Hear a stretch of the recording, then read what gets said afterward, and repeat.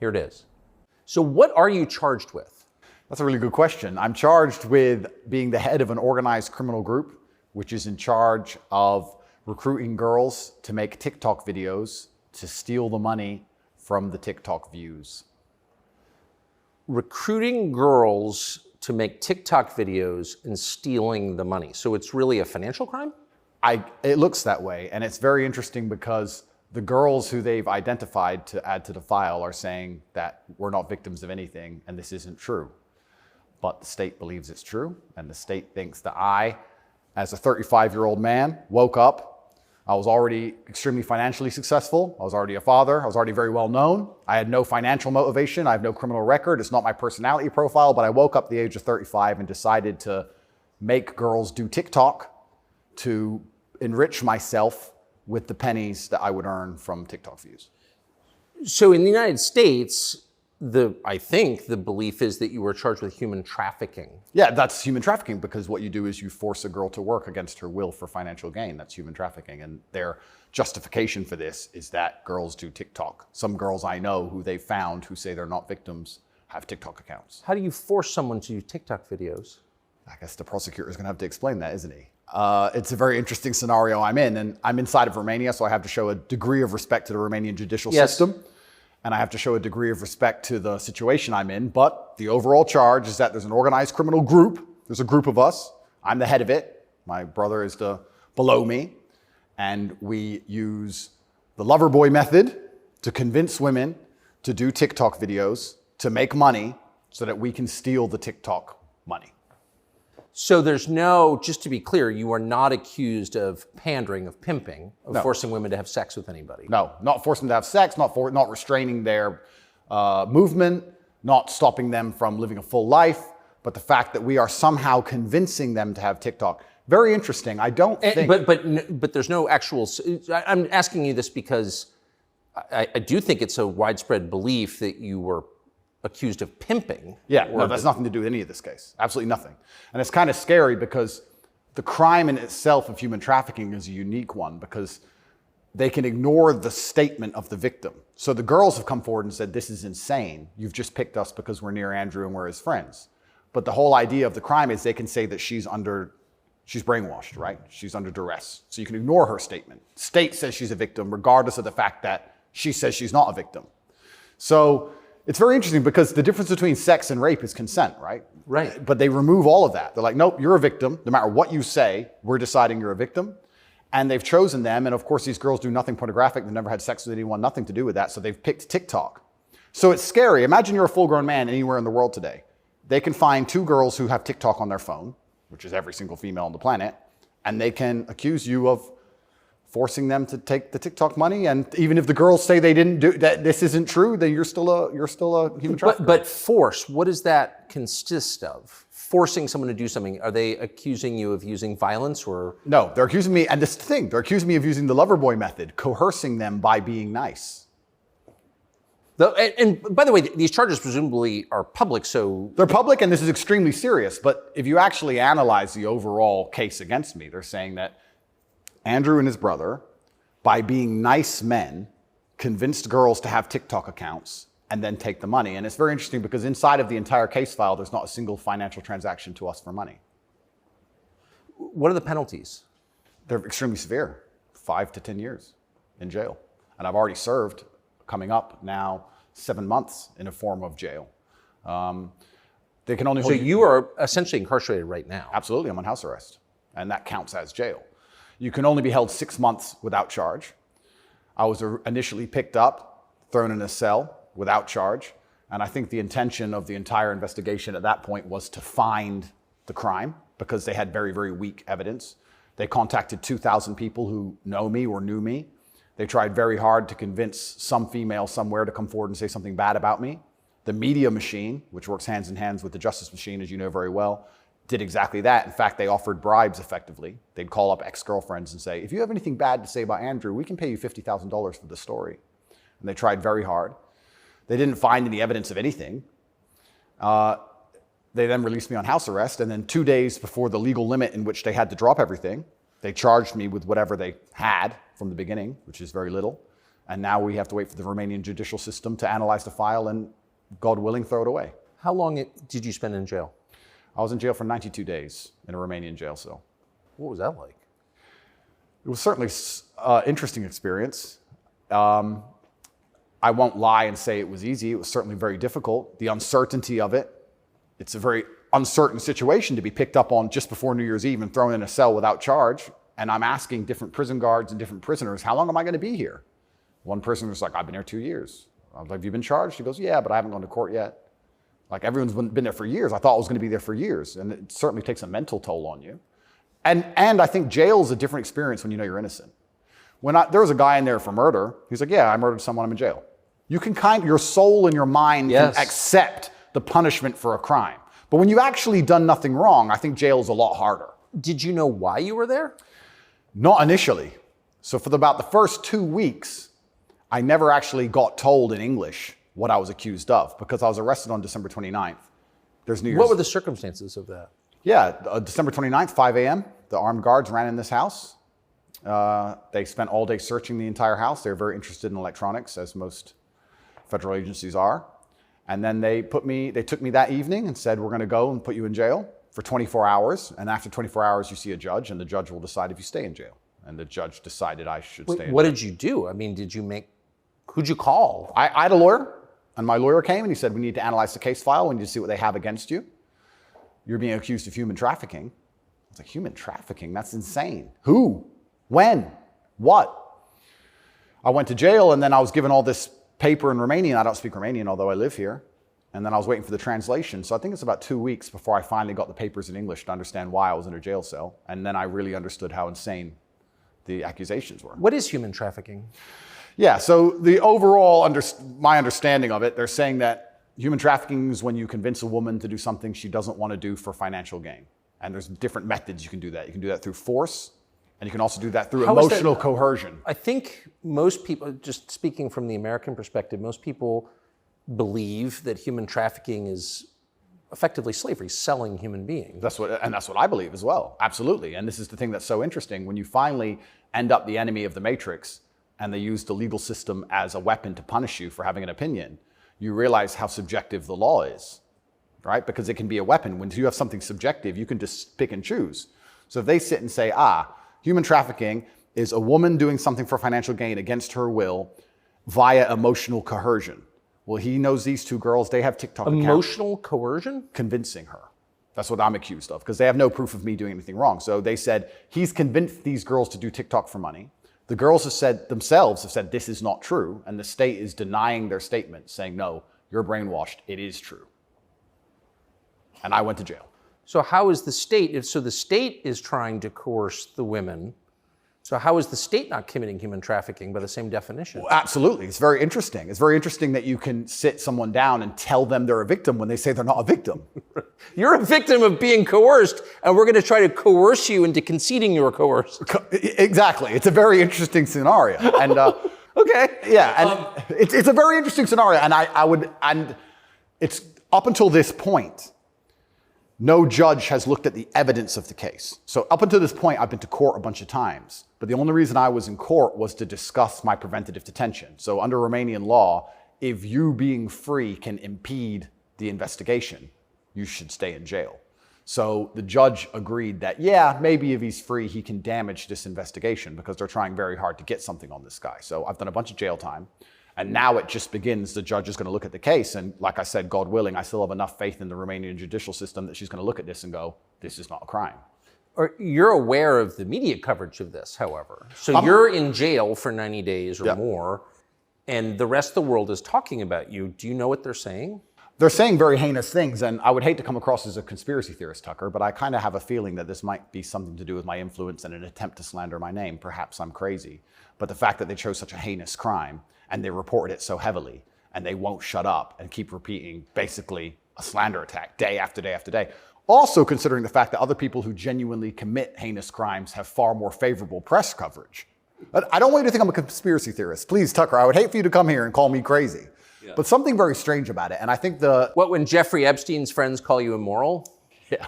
The goal of it is certainly to slander my name, and I like to see it as a litmus test. I like to see it as an intelligence test. Anybody who wakes up and looks at me and goes, he's a human trafficker because of TikTok, they're fully gone.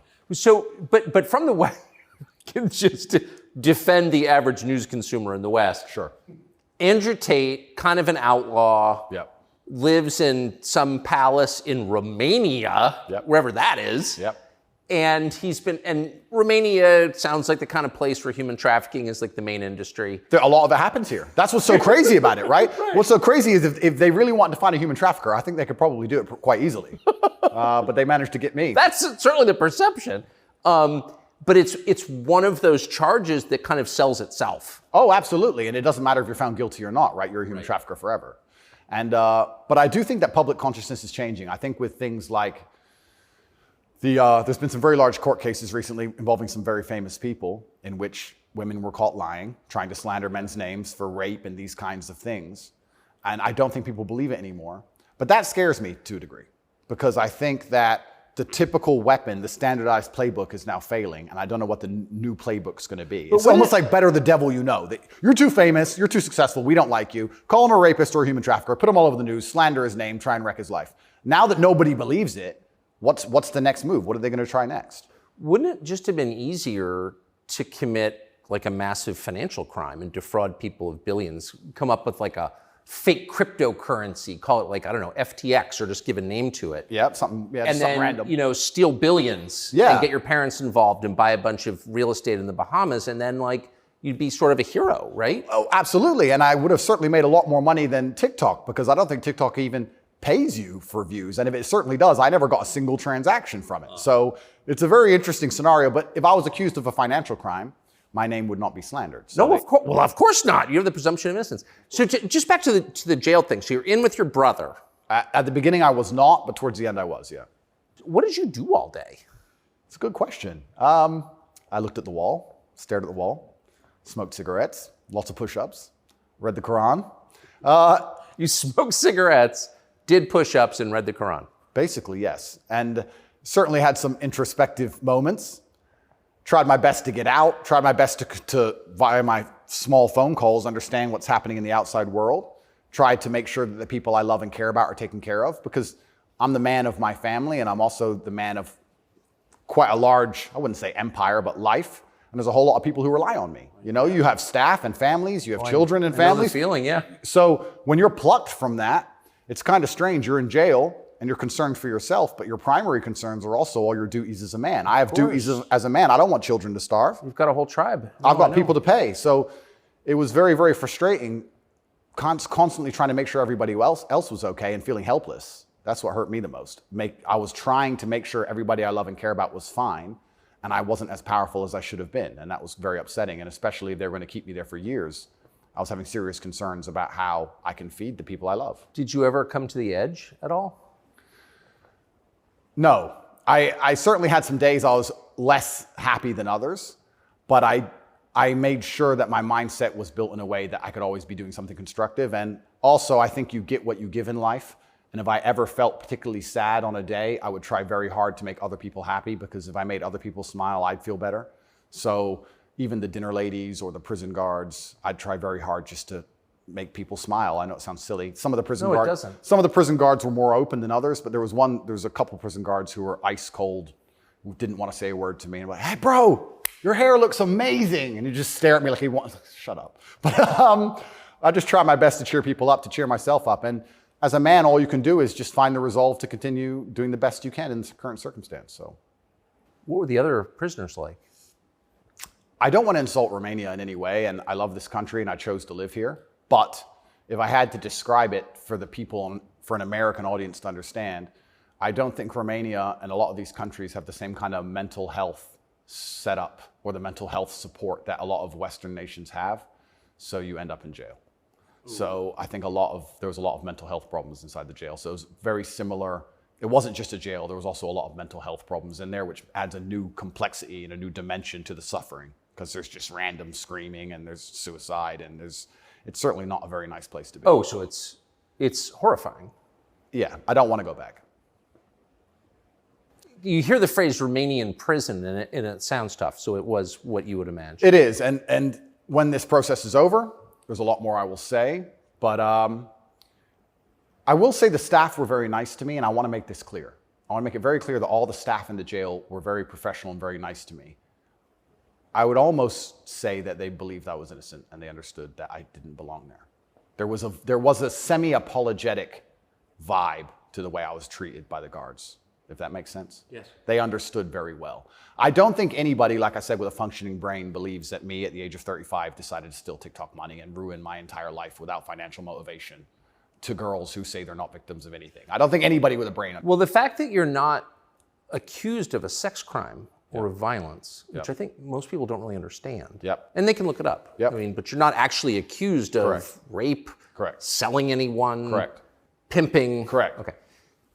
That right there raises a lot of questions. Well, yeah, and this is the thing that's so interesting because I'm accused of using a method of human trafficking called the lover boy method. So how that would traditionally work is a man would meet a girl, become her boyfriend, take her to another country, turn her into a prostitute, say I love you, like pimping. Of course. But they're saying, because all my conversations with these girls are very nice, they're saying that I use the Loverboy method to convince them to do TikTok. And once again, I never made a penny from TikTok, and I have no interest in girls' TikTok's accounts, and I've never made any money from TikTok in my life. So that raises the question. So that right there, I think, I mean, we can let people assess. I'm not, an expert on the Romanian legal code, but that's kind of not the impression that most people have. Okay? And that's the media who have made that the media have tried very hard to do that. And if I had to estimate, I think that the overall intention was just to throw me in a cell, use the media machine to drum up something real. I think that's what the goal was. So, but what's and I believe that. It seems, obviously. Yeah. One thing, I've never been to Romania before, and one thing I'm struck by is the American presence here. Oh, it's massive. Fully understand that. So there are 3 NATO bases here. Yep. Now. They're bustling because of the war in Ukraine. Yep. One's on the Black Sea, Yep. right below Crimea. So this is strategically important, this country, to NATO.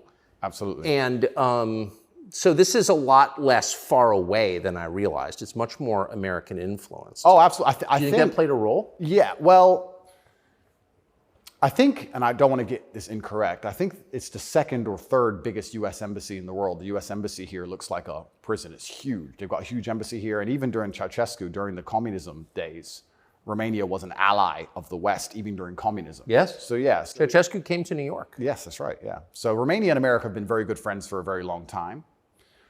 I have to be careful what I say, but it's certainly very interesting what's happened to me. The American embassy were not particularly helpful, let's put it that way. They weren't very interested in me being locked up without charge. They didn't seem very interested in getting me out. But you're an American citizen. Absolutely.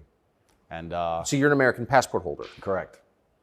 So I think the average American believes, perhaps falsely, that if you are accused of a crime in a foreign country, particularly a less developed country like Romania, you go to the U.S. Embassy and someone takes an interest in your case just to make sure that your treatment falls within, accepted standards of justice. Yeah, they came to see me, but when I was asking them what they can actually do about all of this, they weren't particularly helpful.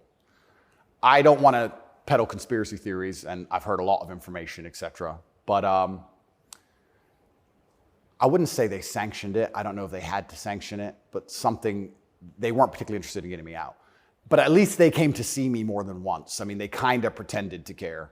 The UK embassy didn't even pretend to care. The UK embassy was, I really think they enjoyed it. They didn't. And you're a British subject as well? Correct. And this is the kind of thing, and I want to say this here, that's kind of frustrating for me because Romania is my home now for 7 years, but I'm half British, half American originally. And when something like this happens to you, you have this longing for home. You kind of want to go home. When you end up in a jail in a country where, even though you've lived for a long time, you don't speak the language, you don't understand the legal system, going to court in a foreign language is far more intimidating than in your own language. I can't even imagine. You don't have a clue what's being said. You don't understand how anything works. And then you kind of have this longing for home, but I feel like my home countries hate me, and they hate me because of my message, which I believe to be a positive message. So you kind of have this strange feeling of homelessness, because it's like, well, if I go to the UK, I believe they're going to attack me the same. If I go to America, I believe they're going to attack me the same. So where do you go? It's kind of scary. Where do you go? It's a good question. We're going to have to see. How did you wind up here?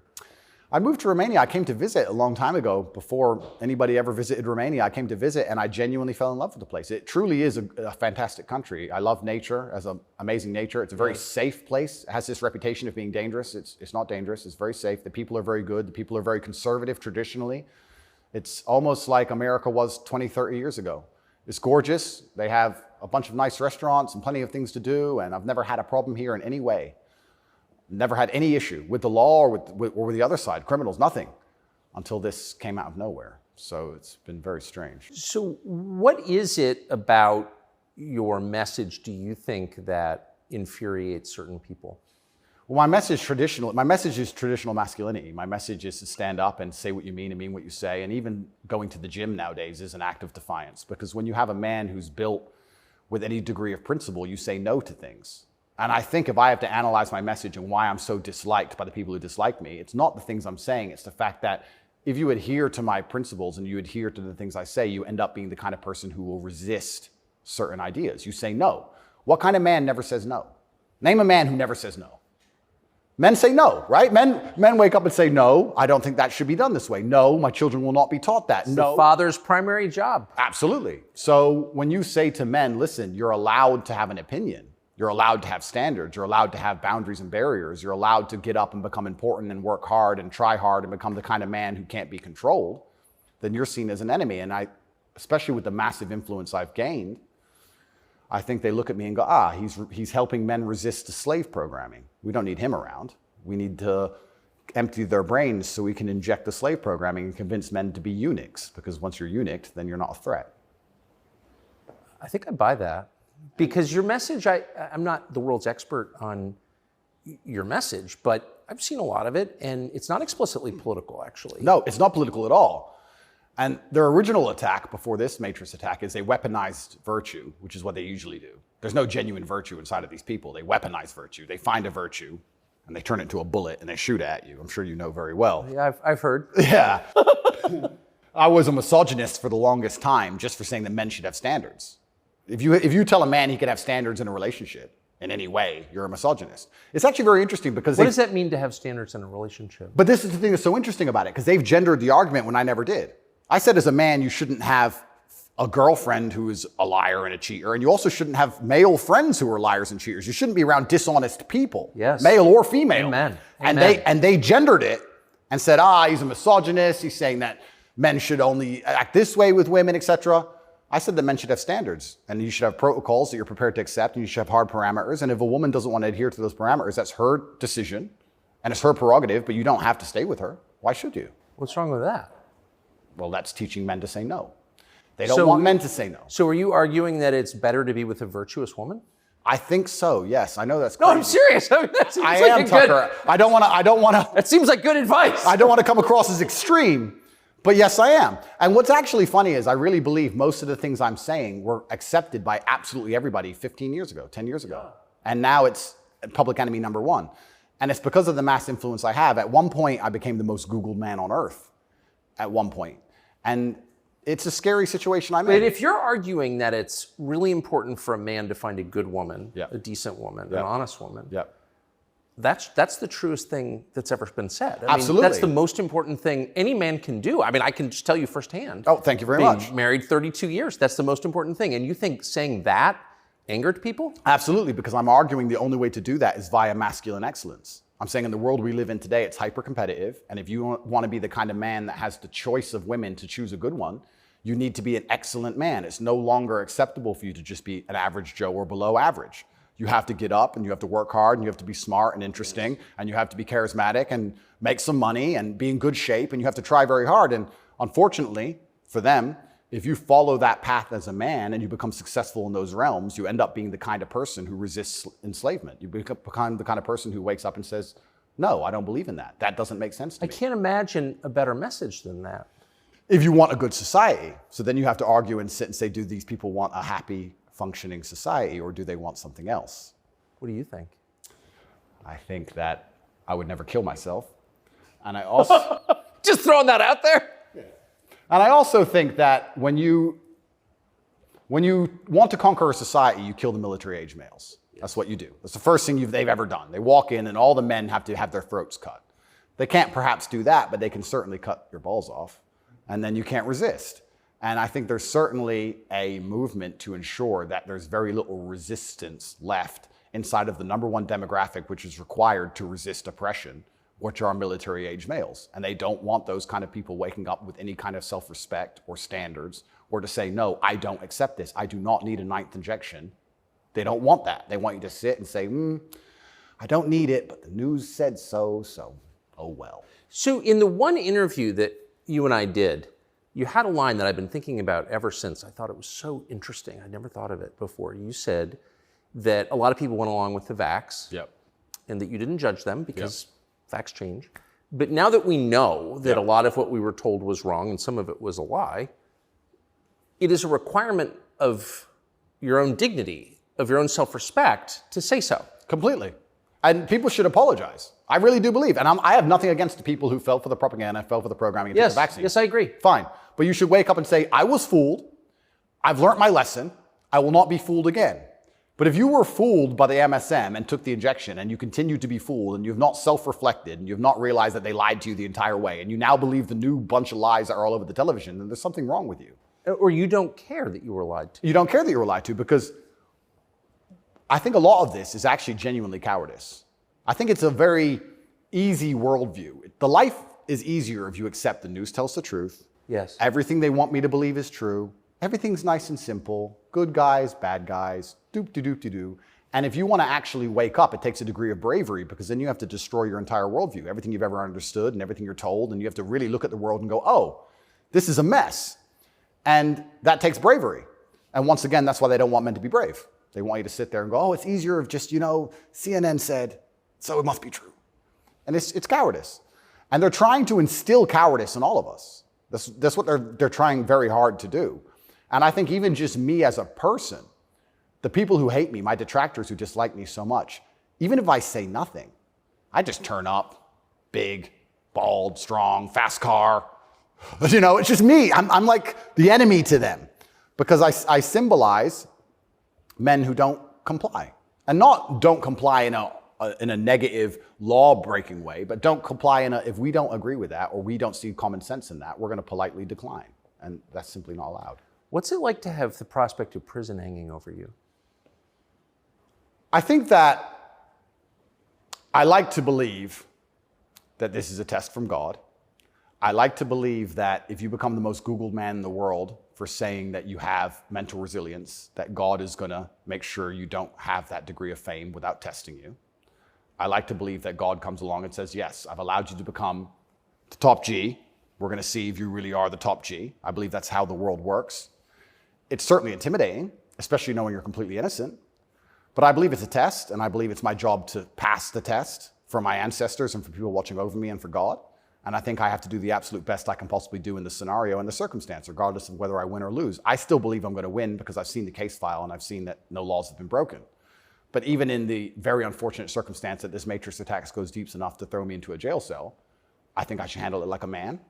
I think I should stay and finish the process, and I should walk with my head held high and suffer as much as I need to suffer to stick by my convictions and know that I'm an innocent person. And I refuse to break. I refuse to cry. I refuse to be depressed about it. I'm going to wake up and I'm going to smile regardless.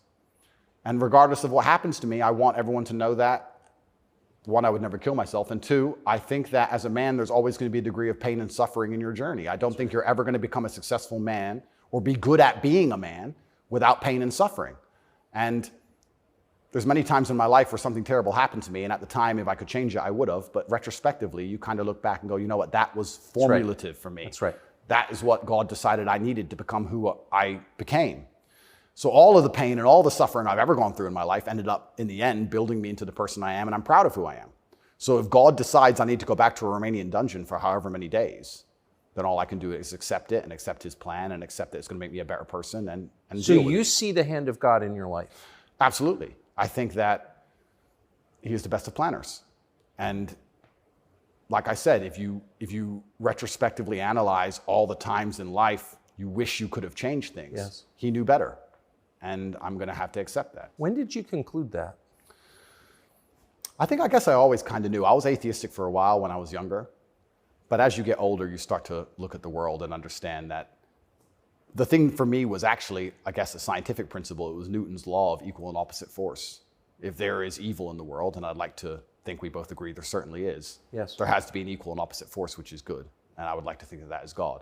Even the idea of God as a notion, even just as a concept, if that idea of God resists evil, then God is real. If you have two islands, you have two people, let's say a ship crashes, and you have two people who swim to two different islands, and one island they're atheists, savages, and they rip you apart. And the other island, you get there and they believe in God and they believe they're not allowed to kill you. Even just their idea of God, God saved your life. So I think even just the concept of God in and of itself, if enough people believe it and it makes them do good, then God must be true. And that's the equal and opposite force to the evil of the world. And this is how I view it. So I don't see how anybody with a conscience cannot believe in God anymore. That's such a profoundly different worldview from the one that we're presented with, I think. Yeah. Do you think that's maybe the division in the West between people who see those forces at work and those who don't? I think the West is actually split between people who think and people who don't think at all. I think the people, there's no such thing as these two opposing worldviews. I think people believe there's worldview A and worldview B. I disagree with that. I think there's worldview A, the good guys, which are primarily people who do believe in God, do have parameters, do believe in standards, do believe in self-respect, do know how to say no. And there's worldview B, which changes day by day, based on what they're told, which means they have no real worldview at all. They just repeat. And they have no standards and they have no parameters. There's nothing you can tell them that will make them wake up and go, that's wrong, because they have no inherent morality. So you can say bestiality is accepted and encouraged now. It's good for you for climate change. And they'll sit there and go, oh, for climate change, oh, well, off we go. And they'll just do it. So I think you have a camp of people who think, and you have a camp of people who repeat. And I don't think there's actually the opposing side to the good, I don't think function as a thinking populace at all. I think they simply repeat. It feels like the conflict between those two groups is getting more intense. It's certainly getting more intense. And it was interesting for me because, and I want to be an optimist, but I lost so much faith in humanity during COVID. If you would have told me how COVID would have gone down before COVID, I'd say no way. We're not that bad. I thought the people aren't that dumb. But when I experienced COVID, it's actually scary. You see how the Nazis managed to do what they did. You see how they managed to put people in concentration camps. You see it. And I had a very unique view of COVID because in the first days of COVID, when people were falling over in China and the Italian hospitals were overrun, at the height of the panic, when most people believed, because it was the very beginning, early stages, my brother and I had a very logical conversation and said, we're two military-aged men in very good physical condition. If we die of this, the world's over. If it can kill us, it's zombie apocalypse. So why are we going to live in fear? So we found the only two countries that were open, which were Sweden and Belarus. We had just been to Belarus. This is before the Ukraine war. We'd just been there. We decided to try Sweden. So for the first 3 months of COVID, during the height of lockdowns, when Florida was closed, when it was absolute... I remember. Yeah, when it was the craziest lockdowns globally, me and Tristan are in Sweden in absolute freedom. They had no restrictions, no masks, no vaccine passports, no social distancing, nightclubs are full, restaurants are open, perfectly complete normal society. Nobody talks about this anymore. Nobody talks about, wait, Sweden never did a thing. Everything functioned perfectly fine the entire time. And they don't have it, where's their illness of their winter of severe illness and death? Yes. They never had one. It's a cold country, never had one. So we were living in Sweden, living completely normal lives, seeing the internet and seeing this insanity, and we're like, well, surely if we just put up a few videos of us partying in Sweden in nightclubs, this will wake people up. People ignored their own eyes. That's the scariest thing about everything, is that they can get to a level where, with the media machine, where people will genuinely ignore their own eyes. I don't understand how you can get people so brainwashed that they will see that the sky is blue, and then they'll watch that the sky is green, and then they'll look at it again and go, the sky's green. It's crazy to me, but COVID proves they can do that. And that's why the war is getting so intense, because the principled people are saying, how can you still believe in the things that you're saying? Here is all the logical, empirical evidence that that is a lie. But these people are ideologically brainwashed and they don't want to take enough. They don't have the bravery it takes to wake up and accept that they're being lied to. So they'd rather just, to the end of time, repeat what they're told. And it becomes more and more intense as it becomes more and more ridiculous. That's so scary. As it becomes more and more ridiculous, the more intense both sides get. Yes. Right? So what the future holds, I'm not entirely sure. But I like to believe, even my current charges, I found solace when I was in jail, that the thinking people are looking at this going, something about this doesn't seem right. Well, I mean, it is a little bracing. I mean, when I discovered, I was sympathetic to you already. Yeah. But, a man's accused of human trafficking. It's worth finding out what he's accused of. Sure. And when I discovered that there was no actual human trafficking charge, that's not actually human trafficking. I don't care what you call it. Yep. You weren't buying it, even accused of buying and selling anyone. Then the next conclusion you inevitably reach is they don't like the guy. They don't like his views. It's fine. They're going to send him to jail for that. Yep. That does seem like an escalation. Absolutely. But if they don't like your views and you're inspiring millions of people to resist slave programming, you become a threat. Like, they discuss me. But you can't send a guy to jail because you disagree with him. You shouldn't. But even before I went to jail, the members of parliament in the UK were talking about me and what a dangerous role model I am for young boys. So they launched this initiative inside of British schools to ban me. My name can't be said inside of any British school. And members of parliament were standing up in parliament saying, Andrew Tate is dangerous. He's encouraging young boys to have misogynistic views, because I'm literally telling young men to go to the gym and to stand up for themselves and believe in themselves and believe in something. And by extension, you look at some of the sexual education books these children are being given, which I believe at age 9, I don't think a child needs to learn about anal sex or any of these things. Probably not. Yeah, probably not. So they're pushing that to the children, but I'm banned. Well, they're also pushing weed and video games on boys. Oh, completely. And you can listen to rap music about killing people all day long. And there's a whole, and Lil Nas, he can have sex with the devil in his music videos. That's fine. But I'm dangerous for saying go to the gym. And once I realized what was scary to me is, I said this to my brother. I said, once the parliament's discussing you, you're basically considered a national security threat at this point. You're a threat to national security at that level. And then all bets are off. Right? What about the UK? So the UK has become more authoritarian than anywhere in the Persian Gulf. Correct. How did that happen? Yeah, and it's, like I said, it's very interesting because people still, the people on Camp B who don't think, a lot of them believe that the law is fair. I've had people say to me, oh yeah, what they're doing to you is garbage. Well, you need a lawyer. So yeah, I do need a lawyer, and I do have a lawyer. Thank you. But it's not that simple, unfortunately. The law is very subjective, and if they want to attack you with it, they're going to do a very good job of attacking you with it. And that's what the UK does. The UK have these laws which are extremely subjective, and they can use it as a weapon to basically silence anyone they decide. But or why? hurt anyone they decide. England is the birthplace of free speech, Completely. of habeas corpus, of kind of framework of liberal democracy that we thought we believed in. Yep. And now it's a country where people are arrested for praying. Well, what happened? Good question. And there's a saying that I heard, and I don't know who said it, but he said that a sick country adopts laws like a dying man will try medicine. And I think that the UK is failing in real time. If you look at it in any metric, whether it's living standards, whether it's crime rate, any metric you can measure the success of a country by, it's fallen off the cliff. It's becoming more and more expensive to live there. The education system's gone down the pan. London is the stabbing capital of the world. You're not safe to leave your house. So their answer to this is just more and more and more laws. And unfortunately, as they do that, they're not even intelligent enough to actually attack the people who are doing genuinely bad to the world. They just make more and more authoritarian laws, and they end up using them to attack the people that the government doesn't like. And I ended up being one of them. And I think Europe in general has problems. If you look at France as we speak, I think it's on fire, isn't it? Most of it? It is. Yeah. So they have issues, and their answer, what's a government's solution to anything? Law. What can a government do? No matter what. But they're not laws that are aimed at fixing the problem that's right in front of them. No, they're laws aimed at fixing the person who's talking about the problems. So why don't you get rid of the guy who tells everybody?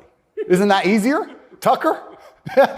Why fix any of this? If we just shut him up, They won't know. No, but that's like responding to a heat wave by breaking your thermometer. Completely right. That's the plan. It's insane. Plan one is to break the thermometer. We might deal with the heat wave a bit later. But get air conditioning. No, let's break the thermometer. For now, there's too many people talking about the heat wave. So let's just break that. And then later on, maybe when we have time, we'll do something about the actual issue.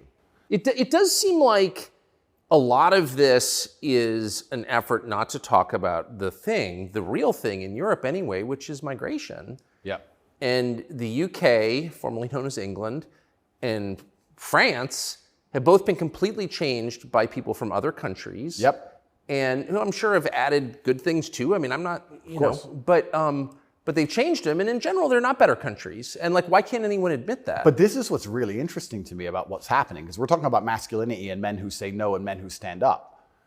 But there has to be balance, right? Yeah. Everywhere in the world, there has to be power balances. If there's not a balance in power, there's going to be a vacuum, and that's going to be filled.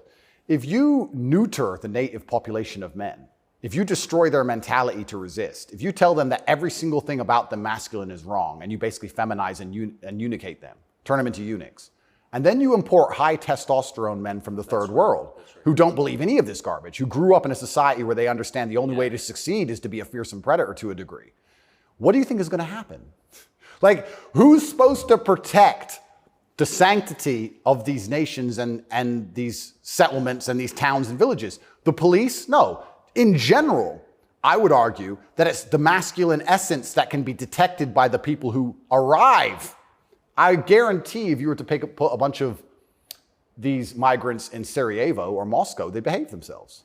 Oh, yeah. I have a feeling they'd just look around and go, not today.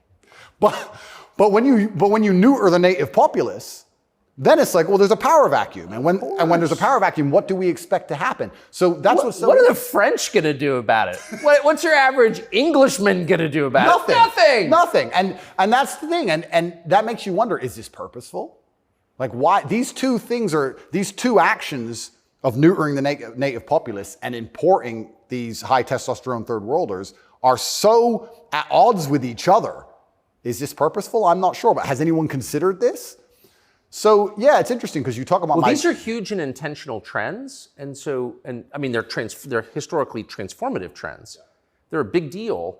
And so they're probably not happening by accident, right? There's got to be some intent. How could there not be? That's right. And how do they expect all of this to end? And this is exactly what's happening with migration. The problem with migration specifically is that there's no native masculine populace to enforce any degree of culture or boundary or parameter. And like I said, I would argue the point, and I've been to Sarajevo and I've been to Moscow, I've been to these places and I've seen there's a whole bunch of migration and everybody seems to just behave a little bit differently. And I think that's because people understand.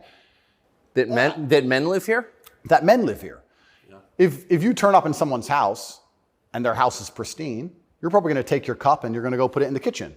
But if you turn up in somebody's house and it's a fucking mess and nobody respects the house and nobody cares and the man is drugged out of his mind, half asleep on the couch, what are you going to do with your cup? You're going to leave it there. You don't give a shit. If you turn up to the Western world and look at it. Then you're going to hit on his wife. Absolutely. So what do we expect to happen in these scenarios, right? And it is purposeful and it is scary that even me just telling men to go to the gym is seen as an act of defiance to the point where I have to be punished. I must go to jail. I must be silenced. The thermometer must be broken. If at the end of all of this, no matter what happens, do you plan to stay in Romania? I love Romania. I love this country. And if I am found not guilty, I will stay in Romania, yeah. I will still stay here. I don't believe in running away. I also believe, and perhaps this is... Yeah, I didn't even want to ask you that because you've got a legal case pending, but I mean, presumably you're rich enough to run away when you haven't. Correct. I'm not going anywhere. I think if I was anywhere in the Western world, this would have happened to me. I don't think this is Romania's fault. Let's put it that way. I don't think this is Romania's fault. I think if I resided in Switzerland or France or Italy, the same thing would have happened. Yeah. From knowing what I know. I think it was going to happen to me regardless. And I think I do have a large amount of sympathy, especially amongst the Romanian population. I get thousands of messages a day from Romanians apologizing to me. Yeah. I think the people here actually like me. My waiter at lunch yesterday is one of them. He wanted you to know, yeah. Oh, amazing. This is what I mean. Everyone understands what's happening. My problem is not with Romania. I don't hold any personal grudges against Romania. I think that this Matrix attack was going to come to me. Basically. What is the Matrix? Good question. I guess some Americans call it the deep state, but I like to look at it in a more global way. When I say the Matrix, I think there are certain agendas which are being pushed. I think the media machine and the judicial systems of the world work together hand in hand. I think the goal is to control people's minds to a point where they don't discuss anything that's important. The reason I use The Matrix is because I've watched that movie a few times and it has so many similarities to the... Have you seen the movie? No. You've never seen the movie The Matrix? No, I don't watch any movie. I don't want to talk about it on camera. No, I'm very dyslexic and it's hard for me to watch video. Got it. Honestly. Understood. But there's so many similarities, and the basic premise is that humans' minds are controlled and put inside of a false reality so that their body heat can be manifested for the machines. And I don't think it's much different to reality. Our minds are controlled, we're put in a false version of reality, we're told things that aren't true, we're arguing over things that don't matter, we're observing a false version of events, and the goal of it is just to distract us long enough for our bodies to be used for the machines, the soulless. And I think it's pretty similar, striking similarities. And even then, there's a bunch of other similarities which are difficult for me to explain. You haven't watched the movie, but there are agents inside of the Matrix, and the idea of the agent, the purpose of the agent is to make sure that nobody understands how the Matrix really works and to wake anybody's mind up. They want to keep you asleep.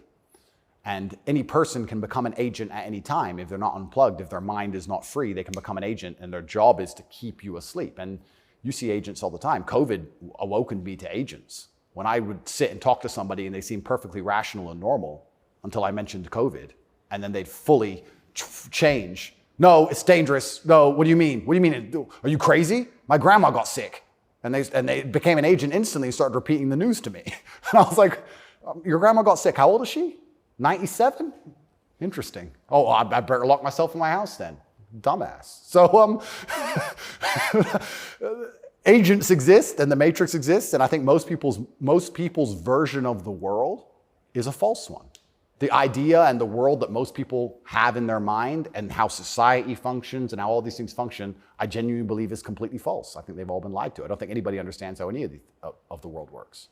And I try and use some very simple analogies to wake people up. I said to one of my friends once, I said, if me and you could play video games for $10,000 and you could cheat, would you cheat? He goes, well, no. I was like, if I was whooping your ass and it was 10 grand a game and you could cheat, would you cheat? He goes, yeah. I was like, all right, so you accept that people cheat to win in a video game for a menial amount of money. You think they're not going to cheat for something that matters? Yeah. I think they're not going to cheat for something important? You understand what I'm saying? Oh, yeah. Yeah. So how about to get the most important job in the world, President of the United States? I would never kill myself. I mean, people kill each other over insurance fraud. You don't think, right? Yeah. Yeah. So when you actually understand how the world really works, you know what was really interesting? I remember there was this big military coup in, was it Myanmar or Burma? One of these, there was a big military coup like a year ago or something. And nobody really cared. They mentioned it on the news a little bit. And I looked at it and I looked into it. And they were talking about how the two political parties were almost 50-50. And then in the 90s, something changed. And now one political party just smokes the other one. And the military took over to restore democracy and all this stuff. It was very interesting, the voting machines they used. Really interesting, something to look into. A lot of countries like that. Philippines, also true. Why do you think support for the war in Ukraine, support for Ukraine's side in the war against Russia, support for a war against Russia in the West, is kind of the bottom line issue for the people who run the US government and for the American media? Why? I mean, I guess you could argue about it, but there isn't an argument about it in the United States. There's a position, and anyone who doesn't hold it is attacked and punished. Why? Why is that so important? Well, the first thing I think we should all do is I think we should all give Putin credit for curing COVID, right? Because when his invasion happened, COVID went away. So I thought about that. Think about it. It's almost to the day. So we have to give him some credit at least for doing that. He may be the bad guy of the world, but at least he cured COVID for everybody, nearly instantly. Fair. Thank you, President Putin. I, up until this point, never really commented too heavily on politics. Yes. But I understand very well, I like to believe what's happening with Ukraine and Russia. And what I will say to the people who are watching this at home is that if you are naive enough to believe that there are good guys and bad guys in wars, and it's as simple as good and bad, and that the bad guys are crazy and the good guys want freedom, then you need to do a little bit more investigation into what's really happening. And when you look at the vested interest of any country or any person. Can I just ask you to pause and just comment? That's the truest thing, what you just said. That is and anyone who doesn't understand that should shut the fuck up. And I mean it, having seen war.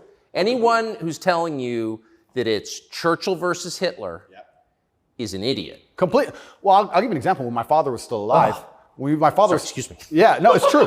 When my father was still alive, my father died 6 or 7 years ago. I was a lot younger. The war in Afghanistan was going on. He died 6 or 7 years ago. How old was he? 56. Oh gosh. Yeah, he died. But the war in Afghanistan was going on. And I remember asking my dad, saying, why do the Taliban even fight and resist the American war machine? They don't stand a chance. Like, why are these terrorists even fighting against the American war machine? And my dad said, they're fighting for their way of life. They want their wife, and they want their children, and they want their society and their language, and they don't want pride flags, and they don't want American bullshit, and they don't want to be told what to do. And they're fighting to be a culture and be a people which is independent in and of itself. Like, they're not the bad guys you think they are. They're people who are like, why are you here? What do you want? We don't agree with that. That's against our holy book. Fuck off. Right? So even there's no such thing as good and bad in any war. And people. Who is your father? My father was a chess master. He worked for the CIA when he was a linguist for the CIA, and then he was American. He was discharged, and for a story I won't tell, but he was a chess master, and it's very interesting. I encourage people to look at his Twitter. He still has Twitter at Tate Terrific, and everything he was talking about 11 years ago is so important now. 11 years ago, no one cared about. We had the Donbass in 2014. People cared. Yes. People cared a bit, but he predicted the future. You want to see how chess players can see the future? Read his Twitter.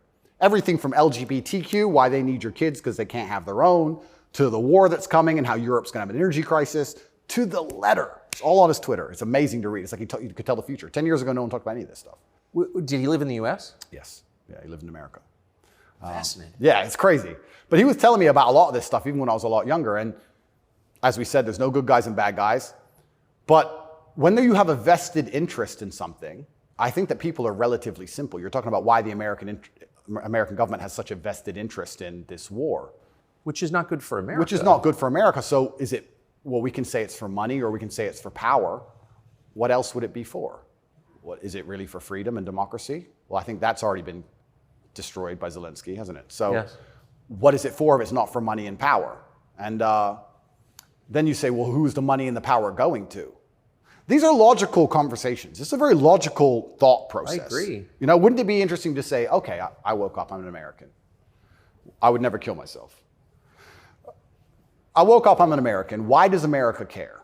Well, I guess it's for money or power. There's no other reason. Okay, well, America wants to be a rich, powerful country. That's fine. Is the money and power going to America, or is it going to a select few individuals? Are those select individuals interested in me and my life? Do they care about benefiting me? Do I need to support the power grab of these select few individuals? Is that going to be a smart move for me to make, for me to have the best possible human experience? Like, this is a very logical thought process. Yes. People don't seem to think anymore. They believe that there's a good guy and there's a bad guy, and one team's completely good and one team's completely bad. One team's crazy. They often use the word crazy because to be completely bad, you have to be crazy, right? So you're crazy. He's crazy, just for no reason. Reasonless. It's insanity. I don't know if you saw Lukashenko with the BBC. Did you ever see that interview? No. Oh, brother. Please watch it. The way he destroys the BBC. I thought I did the best job, but I take second place. Amazing, amazing. But yeah, and you just have to be critically thinking. And then after you're critically thinking, you have to be brave enough. And this is the real pandemic of the world, is cowardice. You have to be brave enough to look around you and realize, everything was a trick. Everything was a lie. But why not be a coward? I mean, it's just a lot easier, right? Well, it used to be. This is the thing that's interesting. I would actually argue in the 1950s and 60s, if you were to agree with every single narrative and obey every single law and do exactly what you were supposed to do and pay your taxes, etc., you'd at least get a wife who respected you. You'd at least have children who could go to school without being indoctrinated to a degree. Yeah. You could have a nice house. You could have a pickup truck. You could have a pretty good life if you just followed the rules. Yes. I don't think that's true anymore. I think that if you were a man especially, and this is what I talk about masculine issues. If you're a man who was born and you decide to do exactly as you're told, you're going to end up depressed, in debt, working a job that you hate, with a wife who doesn't respect you, with kids who don't listen to you, in a house you don't own, until she leaves you, and then you contemplate suicide a while, and maybe you might find some purpose towards the end, enough to survive and pay your taxes, and then you're gone. I don't think a man who just follows the programming is going to find any happiness. But they don't care. Why would they? They have no interest in masculine happiness. This is another thing that's very interesting. They talk about men's mental health all the time, especially in the UK. I'm not sure about America, but in the UK, they have this big drive for men's mental health, saying that men commit more suicides. A lot more. Because it's hard to be a man. We commit more suicides, we're more depressed, we have all these mental health problems. I come along, I genuinely get thousands of emails a day saying I'm helping men's mental health, but no, can't help it the way Andrew wants. You can't tell them to go to the gym and stand up for themselves and have pride. What kind of man is going to have a solid mentality and not have mental health issues if he has no pride? That's part of being a man. Part of being a man is proud of yourself. If you wake up and you're not proud of who you are and how you look and the things you say, how are you ever going to have a solid mentality? So when I teach things that genuinely help men's mental health, that's outlawed. No, you're not allowed to do that. Instead, you have to take our version, which is to pretend to care about men's mental health, but not give a shit. Give them a life they know they're not going to enjoy, pay taxes, and die. And men are the backbone and medicate them. And medicate them. Medicate them long enough to keep working. The same way as we medicate farm animals. Just a bunch of injections. Yeah, just keep them alive long enough to get the milk. Milk's gone. Chop the head off. Boom. They need to put you in prison. They're trying. Yeah. I can see why. They're trying. And it's scary. A lot of people, but then what do? Do I just shut up? No. You don't think so? No, you can't shut up. I mean, because in the end, your self-respect, your dignity is the only thing. That's right. And this is what people don't understand. People say, Andrew, why are you fighting this war? And they don't understand that war is certain. You either fight war against injustice and you fight war against the things you know that are wrong and you feel good inside of yourself, or you accept the slave programming and fight a war with your own mind. You have to fight something. Yes. I can shut up and believe what I'm told in the news, but then why am I so unhappy all the time? Why am I depressed? Why does my life suck? Why does my woman ignore me? Why do my children not respect me? You're fighting a war, then you're fighting a war with your own mind. I'd rather have all of me on side and fight against what I know is genuinely evil. You can't escape the battle. The battle's here for all of us. So I've made my decision, and that's why I can't be quiet, because you just said I would lose my self-respect, and I'd lose my dignity, and I don't think I can function that way as a man. And I don't think any man should be able to function without self-respect and dignity. The reason men died on the Titanic was for self-respect and dignity. They went into the icy cold water and died because they would feel honorless if they jumped on the boat and left the women to die. That's right. So when you have self-respect and dignity, you have a hard parameter, and you'll do things which are deemed crazy or insane because you believe in them and you stick up for yourself. And that's why they don't want men to have self-respect and dignity. Rather be a free man in your grave. Absolutely. So I can't be quiet, and I'm going to say what I believe is true. And I genuinely believe I'm helping the world. I think that any young man who is a follower of mine, I will argue there's no influencer on the planet besides me who is genuinely benefiting their life. I know you're not big on the internet. I look at these other streamers and these other influencers. They play video games all day. They smoke weed on stream. They talk garbage. It's a bunch of drama back and forth like girls. I'm the only influencer or streamer who's genuinely talking about making money, because you need to have money to escape the matrix. It's very hard to resist enslavement when you have to pay the bills. Getting physically strong, because a strong body is a strong mind. Standing up for yourself. Self-motivation. All these things. I'm talking about genuinely positive things. Very few people are. And I think that is an extremely important message that needs to be told. And I'm not going to stop doing it, because I know I'm genuinely helping the world. And they're going to try and punish me for it for the rest of my life. I think this is just beginning. And I think when I beat this case, which I believe I will beat, I think something else is going to come. And it's kind of scary, because I am a little bit afraid and a little bit intimidated by the incompetence of my enemy, because their standardized playbook is now failing in real time. The standardized playbook is the media attack, the lie, and it's not working anymore. And it got me a little bit worried about what the next move is. You used to just be able to lie about a guy all over the news and you win, right? But now it's like, shut up. So now what? I don't know. And that's what's kind of scary in my scenario, because nobody's going to believe any of the crap they print about me. Nobody believes it. Nobody believes it. Whenever I do an interview with the Matrix media, nobody believes. They have to turn the comments off, because everyone in the comments are just ripping them apart. Well, you do seem very sad on the verge of killing yourself, are you? Absolutely not, really not. I never would. And that's what You said that. I know. I have to keep saying it. I have to keep saying it because it's scary, right? But I believe you get 3 lives. I think they cancel you initially. And then when that fails, they try and put you in jail without a reason. And if that fails, there's only one option left after that. That's right. So I'm in a very scary scenario. But I guess the same as the men on the Titanic just couldn't get on the lifeboat. I just can't stop saying what I believe to be true. If a young man comes to me and says he's depressed, I'm going to tell him how to become a kind of man who's proud of himself. And if that makes him the kind of person that resists slave programming, I'm always going to be public enemy number 1.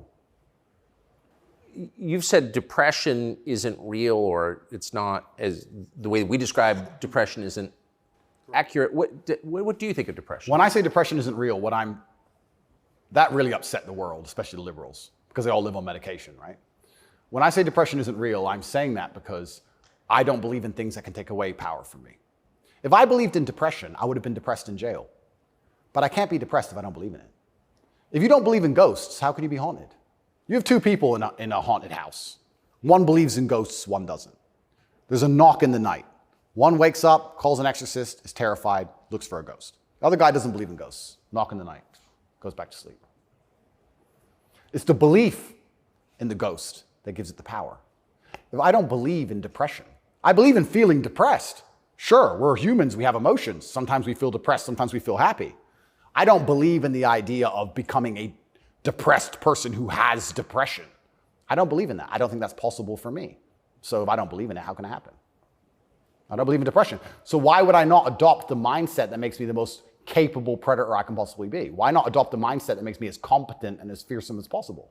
If you have to install software in your own mind, why would I not install software that makes me capable of not only driving a Bugatti and flying on private jets, but sitting in a Romanian dungeon covered in cockroaches? I need to be able to do all of it. So why would I believe in something that made me incapable? I don't believe in depression because I think that even the belief in and of itself, when you feel depressed, you'll start to consider, maybe I have depression.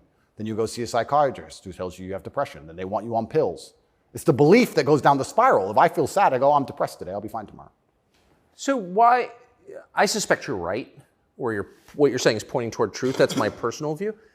But even if I disagreed with you, I disagree with you. Why is that so offensive, what you just said? Well, that's what's interesting, because when I said depression wasn't real, the number of people who would attack me defending depression, this is what I didn't understand. Right. You say depression isn't real, but depression's ruined my life, and it's super real, and it ruined my life, and I lost my marriage. I'm like, if I told you it wasn't real, you should be coming to me saying, tell me how it's not real. Please help me with my depression. Why are you trying to convince me that it's real? Why are you sticking up for it? And why are you defending depression? And why would I adopt the thinking of someone who's sad? Why would you're going to convince me to take your worldview. You just told me your wife left you, you're fat, and you want to kill yourself. And you want me to sit here and go, with my perfect life, and go, you know what? I want to think like this guy. You're out your mind. I don't believe in it. And because I don't believe in it, it's made me the kind of person who can't become depressed. And the reason they don't like me attacking that is because depression is a fantastic way to subdue a population, right? If everybody's depressed, it's hard to have a revolution. You're depressed. Oh, they've locked us all in our houses. I don't want to go outside anyway. I'm sad, right? So depression's a fantastic tool of population control. They have no problem with you being depressed. They have a problem with you being the opposite, principled and energetic. No, you don't want principled, energetic people. That's a problem. A bunch of depressed people, easy. If you had to invade a country, would you rather the opposing army be principled and energetic or depressed? I'll tell you, I would not want to be invaded by a cheerful army. Absolutely. That's scary. They're having too much fun, right? You want them all to be depressed. So a morose army is easier to defeat. I agree. Absolutely.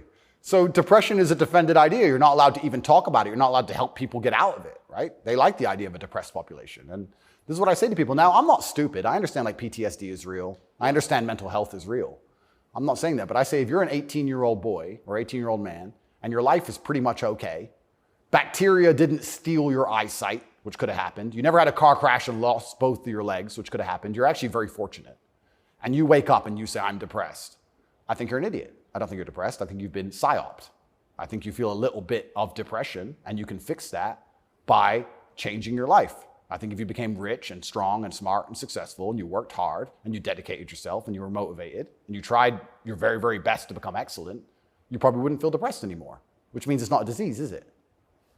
So why would you, the only reason you're even saying you have depression is because you believe in it. So you're arguing for cause and effect. You're saying if you live a certain way, you're going to feel a certain way. Absolutely. And I also would argue that I think we've evolutionarily, even though I do believe in God, I think that we've designed ourselves and the human has grown into a way where if you feel depressed or sad, I think that's a fantastic trigger or a warning signal to do something. If you were to say to me, Andrew, you have to complete this monumental task. You have to conquer the world. I would say, okay, but I need a emotional motivation to do that. I need to be unhappy having not completed the task. I need to be uncomfortable, right? If you're uncomfortable being out of shape, you'll get in shape. If you're happy being out of shape, then you're just going to stay out of shape, right? So if you feel a degree of uncomfortableness inside of your mind, I think it's just your mind telling you that something about your life needs to change. Yes. You need to get up and change something. Guys would say to me, I'm depressed because I'm fat and I have no girlfriend. And I'd say, no, you have no girlfriend and you're fat and that's why you're depressed. If you go change those two things, you'd probably be surprised that your disease goes away. I had another guy say he was going to kill himself. I said, listen, it's back when I used to reply to my emails when I was smaller. I said, make me a promise, get a six-pack first. Of beer? I said, get a six-pack first, get in fantastic shape, and then do whatever you want. Didn't want to kill himself once he was in fantastic shape. So he did it? Yeah. I have the before and after. I'll put them on Twitter. Kind of interesting that, isn't it? So how are we going to say we have this disease, which is cause and effect? How are we going to say we have this disease where there's something wrong with you as a man, you have a disease because your life sucks? I don't think that's true. I think that your life just sucks and you should change it. And another thing I also preach, and this is another thing that's very important, I also think as a man, because life as a man is pain and suffering, and when I say that, because you're never going to be a good man or good at being a man without pain and suffering. You're going to have to go through a bunch of shit and have a terrible life to become a good man. I think you should embrace that and accept it. And I think that the correct mental model for men to have is a degree of stoicism and not to be too concerned with even how they feel. If I woke up today happy, I would have done this interview with you. If I woke up today sad, I would have done this interview with you. What's the difference? Why put so much importance on my emotion if certain things must be done? I must work, I must train, I must see Tucker Carlson, I must resist the Matrix. You've got duties. I've got things to do. So why are we going to sit around and talk about how I feel if it doesn't even affect how I act? And as a man, it shouldn't, because there's too much to do. And the masculine world is hyper-competitive. This is another thing most people don't understand. Totally agree. It's hyper-competitive out here. All the women want a few men at the top. The Ferrari, you don't want a Ferrari to drive fast. You want a Ferrari because other men want a Ferrari and can't have one. It's hyper-competitive. So if you're competing against every other man for every dollar you make, every girl you see, the house you live in, the car you drive, the life you live, you're not going to be able to compete with the person who performs regardless of how they feel if you only compete when you feel like competing. Right? Because there's men like me out there who will be sad every day and outcompete you regardless. I don't care how I feel. I will still win. And that's the kind of mindset you need to adopt. So when a man comes... You've got a job to do. Stop whining. Go to work. Completely. Yeah, I agree. Completely. Yes. So when men say, but I feel sad. Who cares? The world doesn't care. All the men who are out here to destroy you and take your girl don't care. So why do you care? Like the person who should care least is you. You're the only person who wakes up every day who should have a genuine vested interest in improving your life. Nobody else wakes up and wants to improve your life, only you. So if nobody else cares about how you feel, why do you care? So my argument also for depression is, you're depressed, fine. Have you trained today? Well, that doesn't change what you should do with your life, depressed or not. And I don't say this because I'm an eternally happy person. I say this because I've experienced all ranges of human emotion. I was in a Romanian jail cell with cockroaches crawling all over me as I slept. I never missed a day of training. I wouldn't say I was particularly happy, but push-ups must be done. So they got done. You're very close to your brother. Correct. And you were locked away for part of that with him. And did you have fun at all with him? Yes. I do think there's something inside of men, whereas if you're with your boys or you're with your group of men, there's something inside of us. Totally. And it allows you to make the absolute best of the worst situations. Maybe that's an evolution from war. All the men went to war and you saw all this pain and suffering and you saw heads, people decapitated and you're injured, but then you sit around the campfire and you're laughing. You're laughing. That's right. It's something inside of us. It's like a coping mechanism when you're around men. So when me and him were together, no matter how bad the scenario or no matter what they tried to do to us, part of us would just look at each other like, cigarette? And you find joy in that. And yeah, there's definitely, and that's another thing I think a lot of men are lacking. A lot of men are missing is a masculine support network. I think buddies. Yeah. You know, you talk to a guy and say, what was the highlight of your life? What was the best time of your life? And they'll say, college football. It's not about the football. It's about the team. Yeah. You know? And I think a lot of that's destroyed as well. Because also it's interesting how everything interconnects. When you destroy honor and principle and the masculine essence inside of men, well, now as a man, it's very hard to have friends. I wouldn't want to have a male friend who had no principles, no honors, and didn't work hard and was always crying about being sad. What do I want to hang around with him for? He's a loser, right? So then your support network's destroyed.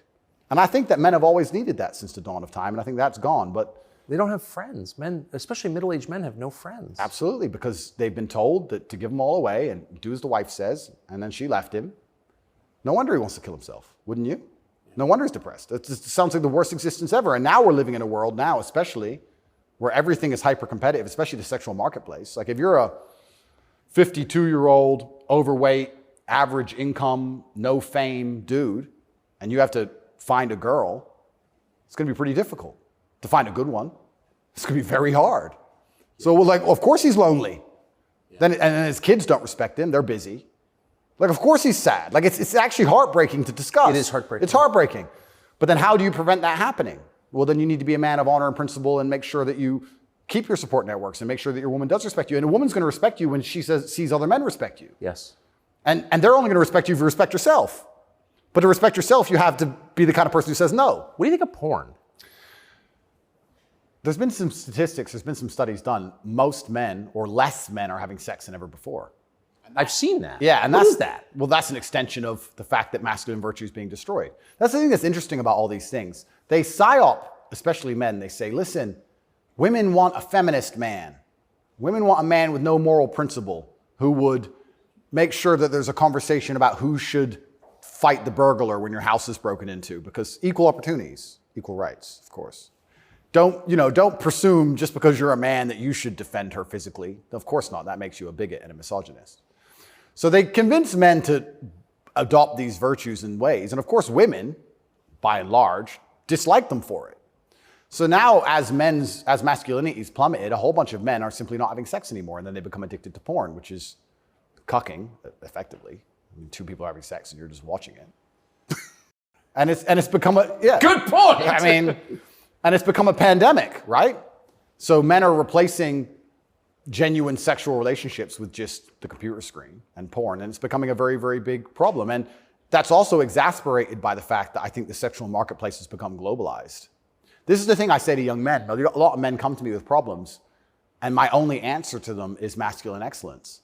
I say that in the world we live in today, being a normal man or below normal is going to be terrible. You have to be an exceptional man because the sexual marketplace, especially, even if you just want to find a wife, is globalized. If you, in 1955, if you met the hot girl in the Nebraskan town, she was the hot girl in the Nebraskan town. If you meet her today, she's being offered to go to Courchevel and go skiing in France, and she's being offered to fly to Dubai. And there's millionaires who can just fly her anywhere and give her anything she wants. And who are you? Right? It's getting harder and harder as a man to even find the most basic human function of reproduction.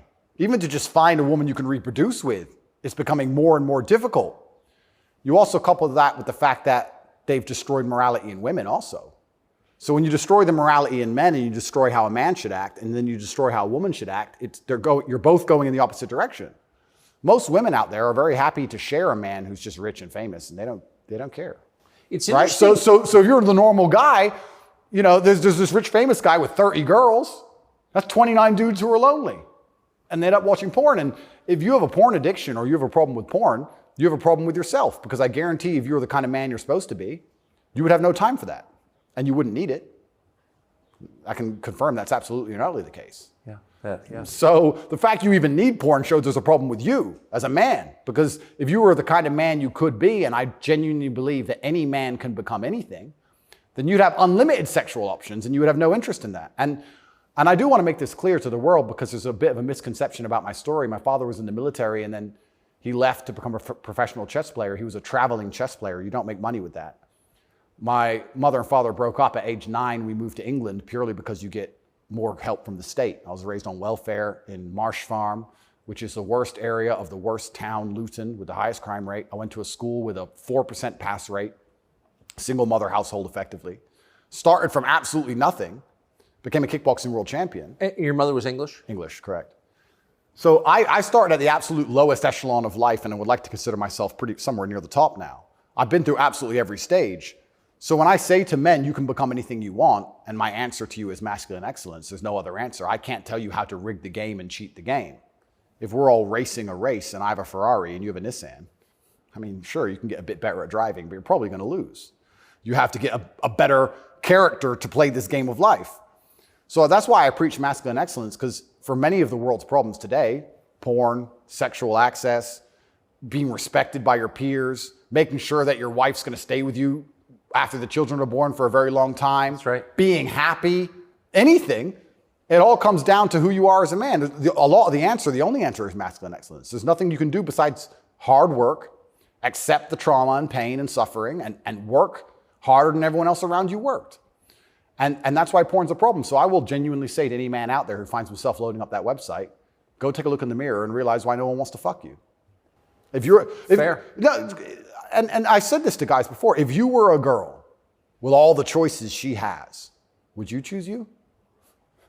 Think about it. And if you're honest with yourself, a lot of these guys, if they look in the mirror and go, you know what? No, I wouldn't choose me. Work out why and do something about it. Absolute and utter self-accountability. This is something that's also missing.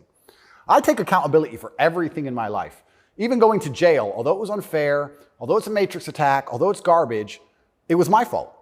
I sat there and go, what did I do wrong? How can I learn from this? Where is my part to play in this? What did I do? Because my actions are what I have the most control over. I have self-accountability for everything. If a woman doesn't want to sleep with me, I don't sit and say, women are this way, society's that way. I just sit and say, okay, why? What can I change? So any man who's loading up porn needs to go have a long conversation in the mirror and realize that he's not desirable or as desirable as he should be or could be. I come from absolutely nothing. I'm mixed race. My father was black and my mother's white. So statistically, mixed race, single mother household, bad area. I ticked every box to end up in jail. I ended up in jail for the wrong reasons. I guess you fulfilled your destiny. Can't escape statistics. I ticked every box to be a delinquent, and I refused to be one. I absolutely not refused to be a delinquent. I said, no, that's not who I want to be. I want to be a superhero. And I know the only way to be a superhero is to, 1, suffer, like Batman did, his parents died, and 2, work hard. What does your mother think? My mother's exceptionally proud of me. She still worries because mothers worry. But even when we were in jail, she said, well, I know you're both strong. So, like, she knows she has men. She knows she has, That's pretty great. Yeah, of course. And I think that's what, I believe especially also, I think a man has a duty to his last name. I think we carry the last name. We have a duty to our last name. I am a Tate. I am my father's son. The reason my father is discussed so heavily is because of my monumental success. I keep him alive via my success. I would love to think my son does the same thing. Yes. They will talk about my son in a way where they're so interested in his life path that I must be discussed by extension, and then I live forever. So I have a duty to Tate. I have a duty to my last name. I must perform. And this is what I said to my mother on the phone. I'm a Tate. It's fine. Oh, but the conditions are bad. Yeah. That's life. And even as a man today, you're waking up, you want to load up a porn website. You should have respect for your last name, and you should sit and say, is this who I am? Is this what I do? A lot of this comes down to the things we discussed at the very beginning. Self-respect, honor, dignity. Well, you have no dignity? Well, I have too much dignity for that shit. And a lot of these men have no dignity, no self-respect, and it's all an extension. It extends of why they're never going to be who they could be, and also what they do to cope with that. And yeah, porn is a coping mechanism.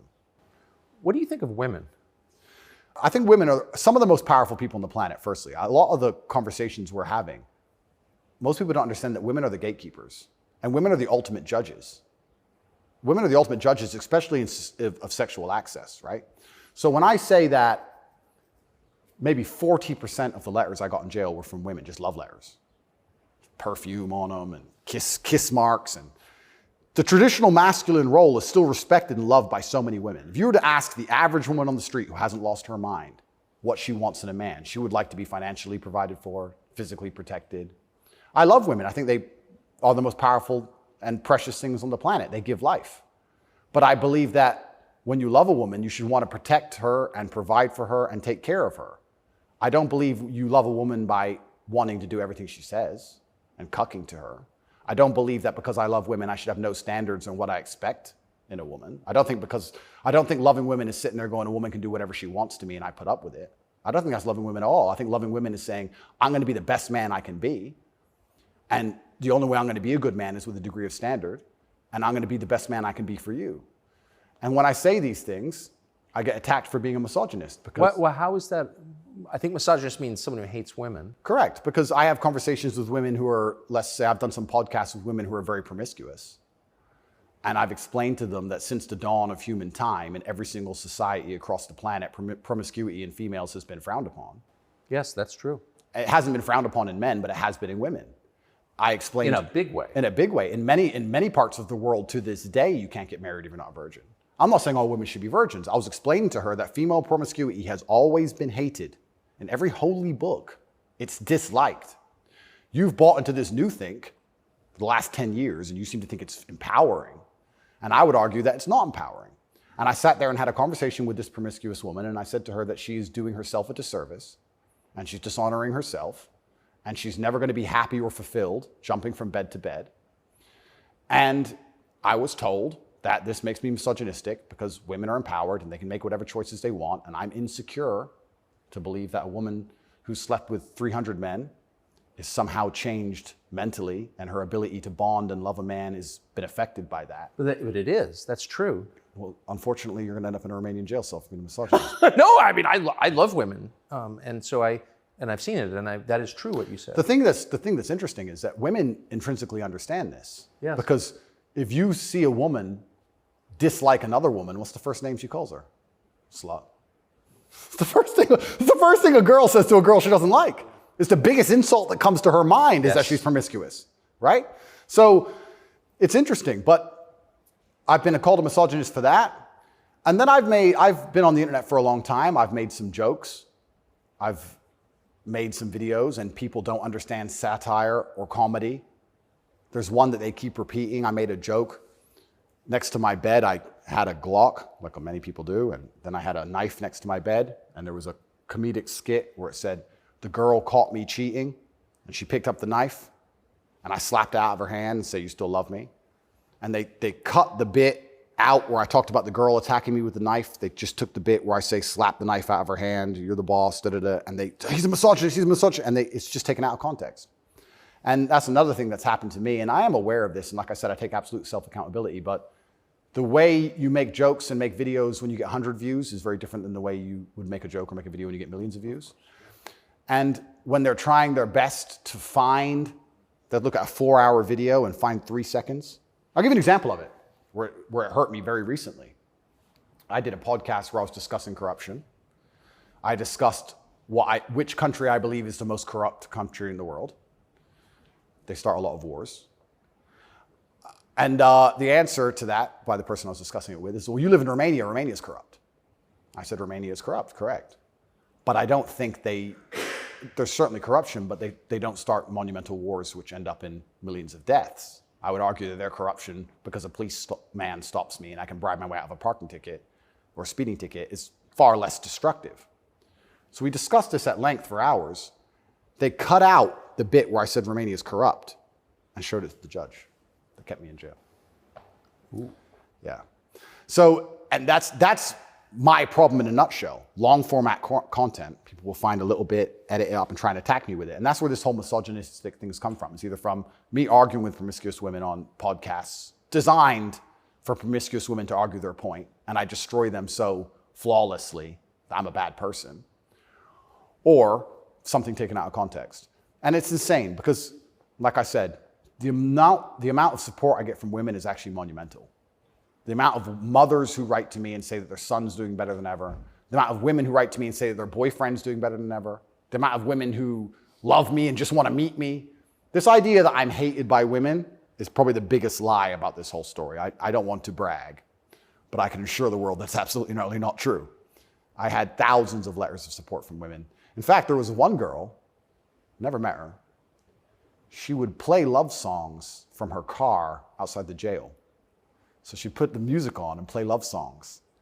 And I managed to tweet out via my cousin the songs I wanted to listen to. Whitesnake, Is This Love?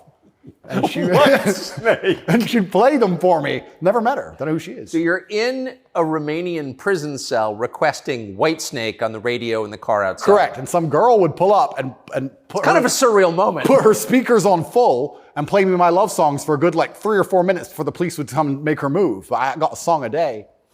But yeah, this idea that I'm universally hated by women is insanity. That's not true. So you said you're a mixed race. Your dad was black, your mom was white English. What do you make of the race conversation in the United States? I think it's deliberately, they're trying to put fuel on the fire and they're deliberately trying to accelerate division.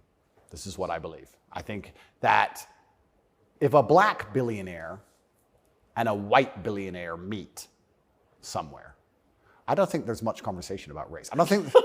No! I don't think there's any racism. No. Interesting, no? They're not that interested in the topic, actually. They don't care. Right. But amongst the lower echelons of the populace, they seem very interested in trying to turn us all on each other. Yes. I wonder why that is. And I wonder why they deliberately make laws and push media matters which are designed to do exactly that. I wonder why that is. We can sit, and I have my own theories. But I think what certain people in the world would be most afraid of is the white people of a certain economic class and the black people of a certain economic class shaking hands and saying, this is bullshit. I think that would be very intimidating for them. So it's certainly accelerated.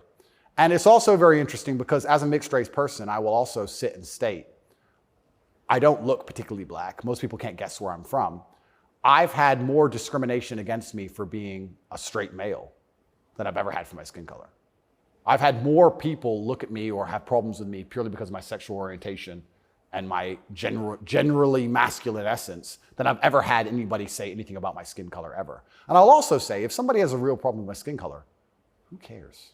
If someone's that ignorant, who gives a shit? It's also, I do find it amazing they manage to psyop people into being so brutally offended by it. If someone were to come up to me and say, you're not white, I'd say, correct. Have a nice day. Who cares?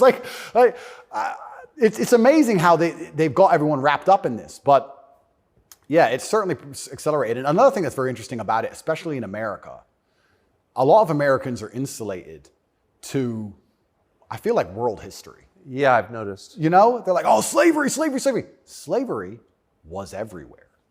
Every country had slaves. Arabs had slaves, the Chinese had slaves, Aztecs had slaves. Everybody had slaves. The American Indians had slaves. Everybody did. A lot of slaves. Correct. And they're like, oh, we've been enslaved. Everyone was enslaved. Unfortunately, the world wasn't such a nice place, right? And there's been ethnic divisions in every single country on earth since the dawn of time. There still is in many countries in the world today. They believe this is a uniquely American issue. And I would strongly argue that, one, it's completely and utterly not. And two, I think that if you are black, white, Asian, I think if you stand up, self-respect, work hard, try your best, turn up on time, firm handshake, don't make excuses for anything, don't look for an easy way out, no matter what your skin color is, in America or England or any other Western nation, I think you can be extremely successful. I don't think anything's stopping you. That's not the message you get from, say, Kamala Harris, who's also mixed race. Her dad was Jamaican, her mom was Indian. Yeah. But race is really at the center of her identity and her politics. What do you make of, say, Kamala Harris? Well, let's look at why they purport the idea that depression is so powerful and that you can just catch it from the sky and now you're permanently depressed no matter what happens to you and there's nothing you can do about it and you can't improve your life and you can't be a better person, right? It's that self-limiting belief. I think by also pushing this racism argument, it's also very much the same thing. I think if you adopt that mindset, if you wake up and you're a particular color, you're purple, and you believe purple people can't make it, what's your chance of making it? 0. Yeah. Right? So that's what's so destructive about it. This is what I'll even argue when I argue this point with people and they try and say, oh, but this happens, and they pull out these statistics and all this garbage from the Matrix. I say, listen, even if the world's racist against purple people, the best thing you can do is be such an exceptional purple person that they need you they need you. The only answer is hard work. The only answer is self-accountability, masculine essence, honor, dignity, making your ancestors proud of you because you hold the same last name as them. The answer is the same regardless anyway. But when people like Kamala are pushing this racism agenda, they're trying to say to people effectively, you'll never be anything. And you don't stand a chance of ever being anything. And I think that makes people who aren't anything feel a little bit better about themselves. It's cope. And that's the only fans she has left, are losers who she's told it's okay to be a loser because there's no way you could have not been a loser. And I will argue you could have been something a lot more than that. And you shouldn't listen to anybody who tells you you're not going to be a loser. If someone were to come to me and say, Andrew, you're mixed race, you're from a single mother household, you're never going to be rich. I'll say, watch me. I don't believe you. I don't believe you. Who are you? So everything she's saying is one, wrong. Two, it's destructive to believe in. Three, I think it's her last hope at having any kind of fan at all because she's largely incompetent. I don't think I've ever heard her put a compendious, coherent sentence together.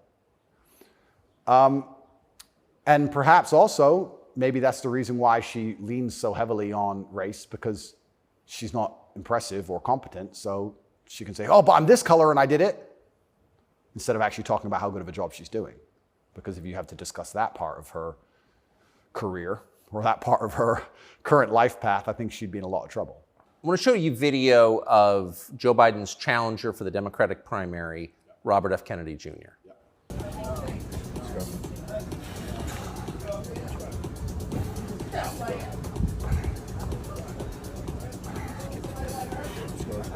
Six. Run it. Let's go. Up. What do you think of him? I think a strong body is a strong mind. I don't think there's anything wrong with a man exercising up until the age he dies. Why wouldn't he? I think that the bottom line of masculinity since the dawn of human time has been a propensity and a capability for violence. I think that's what makes a man a man. I don't see any possible negative connotation with being in good physical shape. I think that's a fantastic way to show discipline, which is very important in any man who's important, especially a world leader. In fact, I love the idea of an elected world leader being in fantastic physical shape. I think it shows that they're a motivated, disciplined person, and I have a lot of respect for him for that. And I think that in the military, we make it mandatory, right, to be in fantastic physical condition. Yes. So why wouldn't we have it mandatory for people who are in charge of the entire world? I think it's fantastic. The President of the United States seems to be failing physically. As you look back at the country whose passport you hold, at the president, what's your reaction? Well, sometimes, and it's not very often, I consider myself ignorant, but I feel like there must be some magic I missed, because wasn't he the most voted for president in history? Oh yeah, billions of votes. Yeah, there must be some magic I just can't detect, Tucker. I don't want to. More than Barack Obama. 81 million votes. It's insane. And I mean, Barack, yeah, sure, he was very intelligent, articulate. Yep. He was concise and compendious with his ideas. He could make you understand how he thinks. Yes. But Joe must be better in some way. I can't seem to see how, and I guess the fault is with me. I don't know what to say about that one. It's one of those lies that's so ridiculous that you're just like, okay. He got more votes than Barack Obama. Shut up, he did. Shut up. Excuse me. I want to get your take. This is sort of small ball, but it I think tells you something about a larger trend in the United States. This is a state senator from the state of Wisconsin in a public hearing recently saying, in a discussion on a crime bill, fuck the suburbs. Here she is. Fuck the suburbs. Because they don't know a goddamn thing about how life is in the city. What is that? There's a hostility there. Where does that come from? That comes from being a perpetual victim. That comes from being told that everything that's happening to her is not her fault and she has no self-accountability. Even though she's managed to become a senator, somehow she's still oppressed. And that means that everyone else who looks like her is also completely and utterly oppressed. And anybody who has a slightly better life in any way is, by extension, a bad person because they weren't oppressed. Yes. And that's where the hate comes from. The division's put there by these mindsets which are being purported by the people in charge of the world convincing you that you have no control at all over your own life. And that's why she's so resentful towards people who have done well in life, not even as well as her. Right. I would also argue, perhaps I'm incorrect, that she probably lives in a suburb. Of course she does. So she's a hypocrite on top of that. Yeah. But hypocrites are, the fantastic thing about being a hypocrite is if you're a hypocrite with a little bit of power or influence, you're allowed to be a hypocrite because you're spreading information on the larger problem. In fact, this is actually interesting. One of my funnest things, I'm going to announce this here on your show for everyone to know, this is a world exclusive. I want to become a climate change activist. Because when I was younger, people would say, what do you want to be when you grow up? Do you want to be a fireman? Do you want to be Batman, et cetera? And I wasn't sure what would really make me happy. But now I'm ultra wealthy and I fly around on private jets all the time. I think that now is the time for me to become one of those hypocritical climate change activists. 100%. It's going to be super fun. Well, as your carbon footprint grows, your concern about carbon footprints grows. Absolutely. Eat the bugs. Sell your car. How dare you eat meat? On my jet, of course, I have meat, but I'm allowed to be a hypocrite because I'm spreading awareness for the overall problem. It's for the greater good. It's for the greater good. I have to get to the climate change activist meetings. So, which happened to be in Switzerland, I noticed. Of course. So, although I'm flying on, well, before this arrest. They're never in New Jersey. Never. So before this arrest, I was on about 3 or 4 jets a week. But every single time I was flying on my private plane, I was extremely concerned about the carbon footprint. Of course you were. And so I am now a climate change activist. I just want to let the whole world know. Because once you get to a certain level of power of influence, you're absolutely not really allowed to be a complete hypocrite. So you're allowed to live in the suburb and then tell everyone, fuck the suburbs, and pretend that you're oppressed when you're a senator of the most powerful nation on the planet. Because it's a logic fail on every level. So one of the human activities has got to produce the greatest carbon footprint is, I would think, war, right? I would think so. Diesel-powered machines, munitions going off. So I was a little bit surprised to see Greta Thunberg with Zelensky this morning. What's interesting to me is this. Firstly, I would never kill myself. Secondly, imagine these people are so detached from reality. Imagine going, you know what we need to do? Brainwave. We need to drum up support for this garbage. Let's take the most loved woman, Greta, and the most loved man, Zelensky, and let's make them meet. Think about the PR. Let's bring a camera. And imagine people sitting around a table going, that's great. That's going to really make people support this. Who gives a fuck? I don't want to swear. I'm sorry, but some young girl turns up to a war zone who has nothing. Why is she there? What are they going to talk about? I don't know. But what's their conversation? I think she only yells. I don't think she does talk. I don't understand. Is she going to talk about how the childhood has been stolen from all those million Ukrainian men who have been blown to pieces? Like she talks about childhood being stolen because we drive, cars? I don't think she is. I don't think she's going to mention that. No. Is it just a big PR opportunity? Like what PR team came up with this concoction and thought, this'll keep them on side? It's mind-bending to me who even thought this was a good idea. It's crazy. But of course somebody did. Somebody thought it was a fantastic idea. Have you ever met Greta Thunberg? No, but me and her have had some internet arguments. I think you went to prison for it, right? Yeah, correct. Which is amazing because I'm a climate change activist. So I'm on her team. I was in Sweden during COVID. So we could have met. She didn't want to hang out with me, unfortunately. And then now I'm flying around on my jet everywhere, spreading news about climate change. Same thing. Like in my Bugatti, obviously it's got a big engine. I make sure to talk about climate change out the window as I drive. But I'm on her side. She doesn't seem to be very You yell at the serfs as you pass about climate change? Yeah, don't eat meat. Eat the bugs. What's wrong with you people? You don't care about the earth? Like, if you don't start caring about climate change, all those politicians with beachfront property are going to lose their houses. Yes. And they're very concerned about climate change, which is why they bought their houses on the beachfront, so they can be the first to let you know it's coming. The early warning system, right? They're very concerned. That's why they want to be right there on the beach.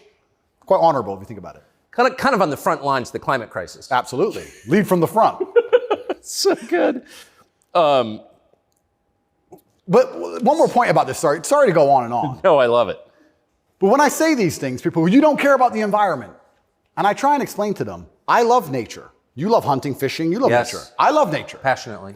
The problem with all of these things is not that I don't like nature. The problem is that nearly any issue which appears to be virtuous on the planet today is Trojan horsed with garbage.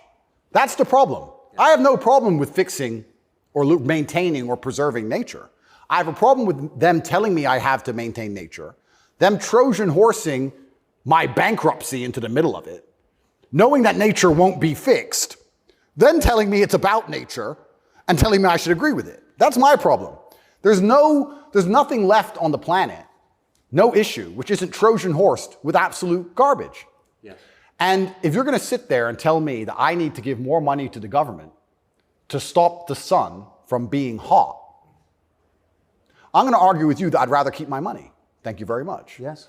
So this is the problem with all these issues. It's nearly anything. When I argue against them, people are like, you don't care about the issue. I do. But you're not smart enough to understand that the legislation around this issue is so large, it hasn't even been read by most of the people voting for it. Yeah. And there's something in the middle of it which is going to damage every single person's life, which has nothing at all to do with the issue itself. And most people don't understand that. They co-opt people's best instincts, their love of nature, which is a virtue, of course. Yep. Their love of their neighbors during COVID. Don't you care about your neighbors? Oh, Well, completely. Of course you do. And your grandparents? I revere my grandparents. Of course. And you're a bad person if you resist. I was a terrible person for going to Sweden. You're a very bad person. You don't care about anyone else. And that's how they do. It's weaponized virtue. And my opposers, every single virtuous thing that comes out of their mouth is never from a place of virtue. It's from a place of hate. Yes. It's weaponized. And also, and I don't talk about this very often, but people can go right now to tatepledge.com. I donate $25 million a year to feeding children in war-torn countries, especially in the Islamic world, because that's where a lot of the war is. Nobody ever mentions that, ever. Nobody mentions any of the charitable work I do. Nobody mentions any of the lives I save. Nobody mentions any of the people who support me. They don't mention anything at all. They just come along and say, you're a bad person. And I say, well, if I'm a bad person, let's talk about the things you've done to genuinely benefit humanity, besides sit on Twitter and talk shit. Have you ever done anything for anybody ever? Are you capable of doing anything?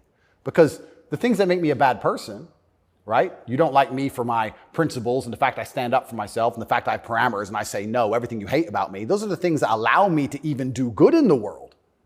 If I was like you, mush, goo, I couldn't even help anyone. If you had to help someone today, how could you even do it? You're broke and you're lazy and you're stupid. You can't even enlighten anybody. You can just spread hate. How is that helping the world? These people are a net negative, genuinely. And that's what's so crazy about being attacked for your morality, like I'm being now. And when you're a good person in general, they attack your morality because the people who are attacking you are absolutely and utterly immoral. The ultimate hypocriticism. Ultimate. Even more than my private jet climate change stance. So it's certainly unique. I do like to believe, though, we're entering a new stage of consciousness. I do like to believe, at least from 10 to 15 years ago, more people are, I think COVID woke some people up. I do like to believe the MSM credibility is tanking in real time. Trump helped massively. Fake news.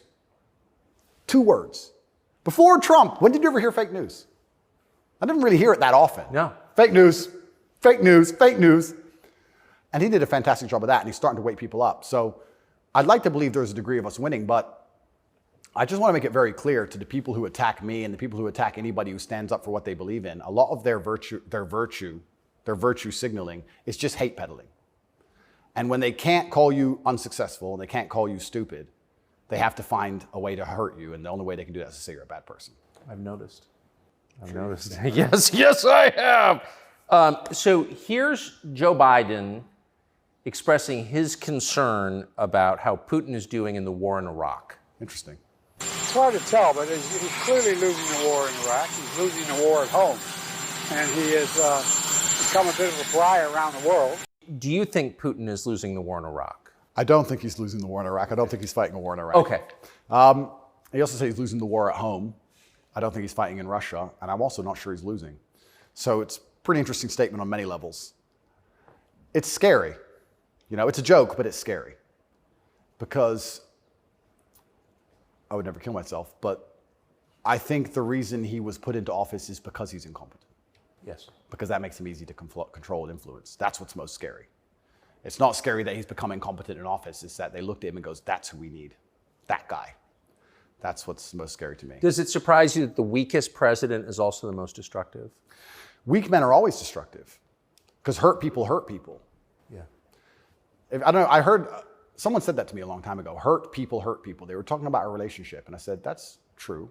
If your heart's been broken, you're probably going to be a bit of an asshole and break someone's heart, hurt people, hurt people. And then I thought, well, if you're a weak man and you're going through life and you don't have the strength and resilience to resist the trials and tribulations of being a man, and you're constantly hurt by everything, and you're constantly upset and depressed and sad because you're weak, how could you possibly do good? Hurt people, right? To do good, you have to be a good person to begin with, and to be a good person, you're virtuous, and you've gone through a lot of things that made you strong. This is what's mind-bending to me, that the idea that strong men are somehow bad. And it's the ultimate hypocrisy, because as soon as something happens, especially physically, as soon as a liberal is attacked, they call the police. Defund the police! Call the police. Don't be masculine! Police officer, please. They want a big, strong man with a gun. Guns are bad. They want him to have one, right? So the ultimate hypocrisy on every level is absolutely and utterly insane. At the base realities of humanity, the absolute base reality, strength in men is respected and wanted. And I think that the closer you get to unfortunate circumstance, the closer you get to reality. They go hand in hand. And then everyone's looking for the strong men. So strong men should always lead, I believe. And for a longest period of human time, that's how society functioned. The strongest men led. But in the Western world now, that doesn't seem to be the case anymore. And weak men are emotionally led. They're not particularly stoic. They're impulsive. And I would say that the most heinous acts, perhaps, that happen in modern society today are purported and committed by weak men. I don't think a school shooter is a strong man. I think it's a weak man. I think it's a man who's been picked on, got butt hurt, is upset, girls don't like him, never learned any emotional control. He's the kind of person who does exactly what the TV tells him to do. Act out your feelings. Cry when you want to cry. Well, now he's angry, so now what? You told him to act out his feelings. What do you expect him to do? I think that weak men do the worst things. I think weak men hurt women. I think weak men rob stores because they don't want to wake up and work hard and go to work and do it the honorable way. It's a weak man who goes and steals. It's a weak man who beats the shit out of a girl. It's a weak man who shoots up a school. This is all weak men stuff. And society as a whole is telling men to be weaker and weaker, saying it's somehow the solution to everything because being a man is toxically masculine. Being a strong man is bad. It's toxically masculine. To be a good man, you have to be a very weak one. Well, look at the most heinous acts that are committed in society. Show me a strong, honorable, virtuous man of principle who's doing any of this stuff. So weak men commit the atrocities in this world. Absolutely they do. And it's weak men who also attack anybody of virtue. Because I think when you're weak, you're intrinsically unhappy. Yeah. I don't think as a man you can be happy if you're weak.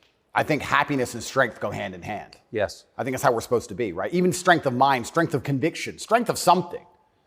If you're weak, you're going to be miserable. So I do find satisfaction in the fact that most of the men who truly dislike me are miserable and weak. And also, like I said earlier about women being gatekeepers, women are fantastic. Women are they're like a barometer for society. I would say you can measure the strength of a society or the virtue of a society or how decayed a society is largely by the actions of many women. I'd like to argue that point. I can argue that point in many different ways. But women really want their man to be strong. Of course. They will punish you for being weak. And I'm not saying you can never cry to your woman. I'm not saying you can never open up to your woman. But there's going to become a time where she expects you to just be capable. There's a problem. And even if you don't know how to fix it, your job as a man is to say, I'll handle it. Even if you have no money and no hope, and to go find a way to fix the problem. If you're weak and go, I don't know, she becomes very resentful towards you. And she'll punish you for that weakness. And I think what she's trying to do on an evolutionary standard is inspire you to man up, because it's your job to protect her, isn't it? Of course. So if she sees you and looks at you and doesn't see you as a man who can protect her, she can't respect you. So every survey of female happiness in the West shows just a straight decline since about 1970 till now. Women are becoming less happy in the West. I think it's very obvious. What accounts for that? How can you be happy when all the men around you aren't men, right? We are the most beautiful union that God has possibly created on the planet. A feminine woman and a masculine man. It's the most beautiful union that can possibly exist. It raises children the best. Both parties are happier. Both parties gain. It's a net positive for everybody. There's no negative. There's no downside. But if you destroy one side of the equation, then the other side is going to be completely and utterly miserable and unhappy. How as a woman can you be happy if you can't find a man who you believe can protect you, provide for you, sticks up for you, has morals, has principles? There's none of those men left. So then what they do is just go from man to man trying to find it. And by the time they've been through enough men to maybe find someone semi-close to it, they've been through too many men to ever be happy. And then you have the absolute destruction of Western society. We talk about why men don't get married anymore. I can tell you why I wouldn't want to get married in America. I don't see the point in being married to a woman who's had so many partners before me that she can't properly pair bond with me, and then giving her the opportunity to financially destroy me. I think that would be a bad chess move. And I do believe in marriage. I think society would be better if everyone was married. I'm saying that if you're living in an immoral society, being a moral person, if you're not careful about it, you can get wrecked. If the game is rigged, you have to be very careful if you play it. So how do we encourage men to get married? Well, they need to be worth marrying, but so do the women, right? So everything's decaying on both sides. Everything's spiraling. One of the reasons I also got called misogynistic, and I'll say it here, I argue the point that for the longest period of human time, evolutionarily, women had to adopt and find a way to take the ethos of an opposing tribe perhaps quicker than a man could because of war. If the men would fight and a tribe lost and the women survived, they had to change how they thought to fit in with the new tribe to survive. Yeah, because they'd be carried off. Because they'd be carried off. Of course. Like the French women were sleeping with Nazis towards the end of it. Towards the end of Paris occupation, all the French women were sleeping with Nazis. When the Nazis got kicked out, the French women had their heads shaved because they got caught hanging around with German soldiers. The German soldiers killed their husband.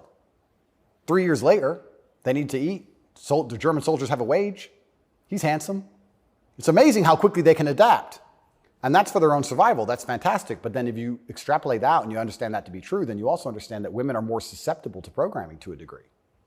I got called misogynistic by saying that if you sit 100 men and 100 women down in front of propaganda, I believe that women are more likely to believe a lot of that. I think a lot of liberals are female. They're more emotional, and it's easier to convince them of something if you use an emotionally led argument, right?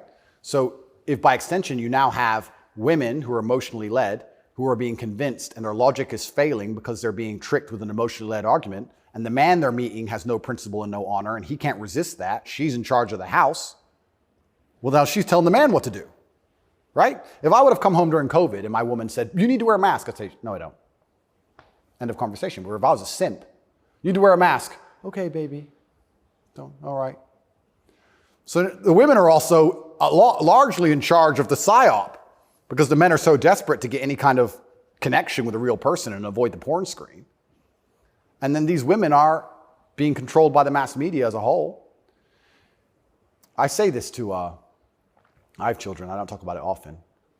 But I say to the mothers of my children, I say, look, either we program their minds or society does. Who do you believe in? Everyone is being programmed by somebody and something. Me, you, everybody. We're all programmed by someone. To sit and think you're above programming is incorrect. What you have to do is sit and say, does the person who's programming genuinely have my best interests at heart? What do they want me to believe? Why do they want me to believe it? What happens if I believe what they want me to believe? Where does this lead? That's all we can do. We're all programmed. We're all the sum of the 5 people we spend the most time with. Right? So if you have women with no father, no strong masculine influence, who's programming them? The Kardashians and the news? The internet? Porn stars? What kind of woman's that going to be? And then if a man finally ends up with her and he has no backbone, what kind of man is he going to be? I don't want to comment on these things because I don't want to make personal enemies of people I don't know. There's a guy called Adam22. Once again, I have no idea who this man is. I just saw on Twitter yesterday that he was with a porn star who'd never done a male scene. They got married, and like a week after their marriage, she did her first male scene with some random dude. And he's on a podcast defending it. Did his wife have sex with somebody else? Correct. Why? Like, this is the level you can, but this is what the Matrix wants from you as a man. They want the woman in charge and the man below with no backbone, because if the woman's in charge, they can emotionally affect her. They can scare her. You can scare a woman easier than you can scare a man. A man. A real man's hard to scare. A woman you can make afraid of the vaccine, right? Be afraid, COVID, be scared. If she's in charge of the household, I would argue in nearly any household where the female was dominant, everyone's vaccinated. I would argue that point hard. Of course. Maybe I'm wrong, but I would argue it. I don't have the statistics. It's just logic to me. So Talk about women being unhappy. What's actually interesting about the female mind, once again, they're going to call me a misogynist, is that when you're an emotionally led person, you're more prone to chaos. It takes real stoicism to lead. So why are these women unhappy? Because no one's leading them. No fathers, no men of no backbone, no man they respect. So they're relying on society, which is promoting chaos, and their own mental state. Women will say all the time, oh, my period was coming up, so I was crazy. Like, they'll say that themselves. So without any kind of hard rock of emotional security, to give her a hug and say, don't worry, baby, calm down, it's okay. When you have no hard rock of emotional security and you leave her to her own devices, she's going to be to a degree chaotic. And you know who told me this? A woman said this to me. A woman said, most women are closer to a mental breakdown than you possibly believe, day by day. I was like, really? She goes, yeah, and that's what I love about my husband. He makes me feel happy and secure and safe. If I'm starting to have a problem, I know I go to him and he makes me feel safe. He's my rock. There's a woman said this to me a long time ago. Yes. So why are women miserable? Because where are they going to get their happiness from? Where are they going to get their emotional stability from? It's not their job. I don't believe it's a woman's job to be emotionally stable. It's a woman's job to do many other very important things that men can't do. More important. They're better than men at a lot of things, women are. But it's our job to be emotionally stable. Women are better than us at certain things. We're better at other things. And that's why as a team, we're so powerful.